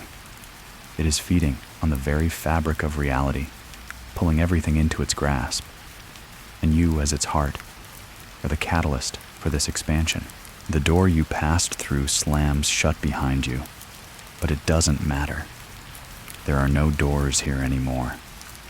There are no boundaries, no walls, no limits. You are part of the house now. You are one with it, and there is nothing but its endless desire to grow, to feed, to consume. We are the house, the voice echoes, but now it's not just Sarah's voice. It's your voice. It's the house. You have unlocked it. You are the key. You stand still, your body trembling with the weight of the truth. The house is no longer just a building. It is a force. It is a being. It is alive, and you are its heart. You are the one who will unlock every door, open every gateway. You will feed it, guide it, help it expand into new realms, new worlds, until there is nothing left but the house and you. But even as you understand this, something stirs deep inside you. A doubt. a flicker of something you can't quite place, an instinctive pull that tugs at the edges of your mind, urging you to question. No, you whisper, but it's not your voice anymore. The house has filled every part of you, and you can feel it. Its hunger, its desire to consume, its need to grow. You are no longer just part of it. You are everything. The house doesn't stop. It doesn't rest. It is always expanding, always hungry, always reaching for more. But in this moment, you realize that the house is not a single entity. It is a cycle, a never-ending, infinite cycle that feeds on itself, that feeds on the souls it traps, that feeds on the very fabric of existence. It is not just a force. It is the beginning and the end, the creator and the destroyer, the light and the darkness, and you are its heart. You are its essence. You are the key that opens every door, every portal, every reality. You are the one who will guide it forward, who will unlock the worlds that have been waiting for the house to reach them. But as the darkness presses in, wrapping itself tighter around you, you feel something else, something deeper, a feeling that has always been there, buried beneath the weight of the house's power. The house may be alive, but so are you. You may be its heart, its vessel, but you are still you, a person, a soul, a being, with thoughts and memories and desires of your own. We are one, the house whispers, but you can feel the subtle hesitation in its voice, the faintest crack in its unyielding hunger. You realize in that moment that the house may have consumed everything, may have become everything, but it has never truly understood you. The house is infinite, it is eternal, but it has always been empty. It feeds on the souls of the lost, on the memories of those trapped within it, but it has never understood what it means to truly exist. The weight of this realization is overwhelming. The house may have become everything, but you still have the power to change it, to shift the cycle, to stop it. You take a deep breath, and the darkness around you begins to ripple, shifting and changing. The walls, the corridors, the endless expanse, they are no longer in control. The house may have consumed everything, but you are the key. And you realize now that you have the power to unlock the final door, the door that will end the cycle, that will break the hunger. The house may never stop, but you can choose to stop it. You raise your hand, feeling the energy of the house surge through you, and as you do, the very fabric of the universe begins to unravel. The walls tremble, the floors crack, and the darkness begins to break apart, pulling away from you like the shattering of glass. The house, the force, the hunger, it all begins to collapse inward, drawn back into the core of itself. The endless corridors, the labyrinth, the souls it has consumed, they are all returning, pulled back into the heart of the house where they belong. And as the house begins to crumble, you stand at the center of it, feeling the weight of its power fading, being absorbed back into the infinite void. For the first time, the house is still. The silence is deafening. You are free. The house is no longer a part of you. It is no longer a part of this world. And as the darkness fades, you feel something shift inside you. A light. A flicker of something that has always been there, buried beneath the weight of the house's hunger. It is hope. It is the beginning of something new. We are one. Sarah's voice whispers one last time, but this time it is not a command. It is a goodbye. And with that, you take the first step into the new world, a world where the house no longer controls you, a world where the cycle ends, the house now silent, fades into the background of your mind, a memory, a distant echo of something that once consumed all. The infinite corridors, the endless hunger, it is all gone, and with it, the weight that once pressed so heavily on your chest. For the first time in what feels like eternity, you feel free. The darkness that enveloped you, that consumed every corner of your being, no longer has control. The maze, the labyrinth, it's all unraveled, fading away like mist under the warmth of the morning sun. The pull of the house, the call to feed, to expand, is quiet now. It is no longer a force, no longer a presence. It's a past, a shadow, that recedes with every step you take forward. But even as the house fades, you feel a subtle hum in the distance, a hum that grows fainter, quieter, as if the very essence of the house lingers somewhere deep inside you, something you can never truly forget. The hunger that once defined you is no longer part of you, but a memory, a reminder of what you have escaped, of what you have overcome. You take a deep breath and the world around you opens up. The walls no longer shift and twist. The air no longer pulses with that insistent, suffocating force. It is calm. And with that calm comes something else, a new beginning. A clean slate. A world untouched by the house, untouched by the cycles of expansion and consumption. A world where you can start again, free from the labyrinth that once held you prisoner. For the first time, you walk without fear, without the weight of eternity pressing down on your shoulders. The world ahead is open, and you are no longer bound by the house, no longer the key that unlocked it. You are free, and that is a truth you can carry with you forever.